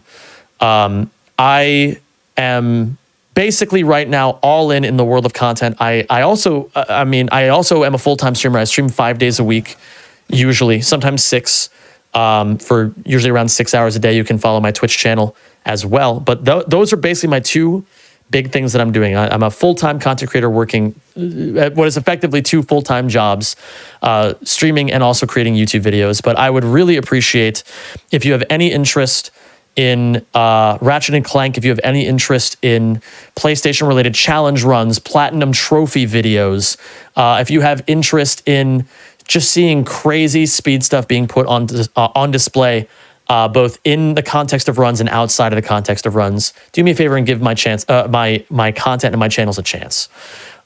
It's always a hard sell. That's the whole thing about being a content creator. You have to learn the art of the sell, right? So while I have you all here as my captive audience, if you enjoyed today's set of runs, go ahead, shoot me a hello on Twitch. Maybe check out a YouTube video or mine, a YouTube video or 2 of mine. And, I always tell people, I don't want you to subscribe because I told you to. I want you to subscribe because you feel like I earned your subscription. So, yeah. That's basically what I wanted to say about that. I also want to give massive shout outs to the entire Ratchet and Clank community as well as my own stream community. I saw so many of you in the chat here supporting all this today, and it's a pleasure just being at the heart of 2 major communities. It's you guys make me feel special every day, and you make me love what I do. So thank you for that. Zem, I'm sure you earned a couple YouTube subs, which follows here today with the wonderful performance and wacky antics, I will call them, which I think is a pretty conservative way of saying, or describe the experience here on Game Masters tonight. And thank you so much for joining me here. It was a blast for the full show, start to finish, all the energy and, just chat having a great time. I loved seeing everybody come in, enjoy the Ratchet runs and all the ridiculous strategies you're able to show off in these games. Yeah, no, thank you. And thank you for being the one to invite me. I mean, I really sincerely appreciate it a lot. I always love every opportunity I get to share what I do and what I love with as many people as possible. So thank you for that. Mm-hmm. And also, thank you, Richard, for being the best tech person that we could possibly ask for. So yeah, I'm sorry. I just wanted to say my thank yous as well because you've been a wonderful host, fan. Absolutely. Thank you so much. I really appreciate that. And everybody still watching out there is still more hotfix to come. As we see, a Smooth Operative right there in chat is hosting the next show, Time Capsule. So there's still a whole lot of speedrunning content for you today on the GDQ channel. And I can't thank everybody enough for watching. Happy Valentine's Day, everybody. We'll see you all next time.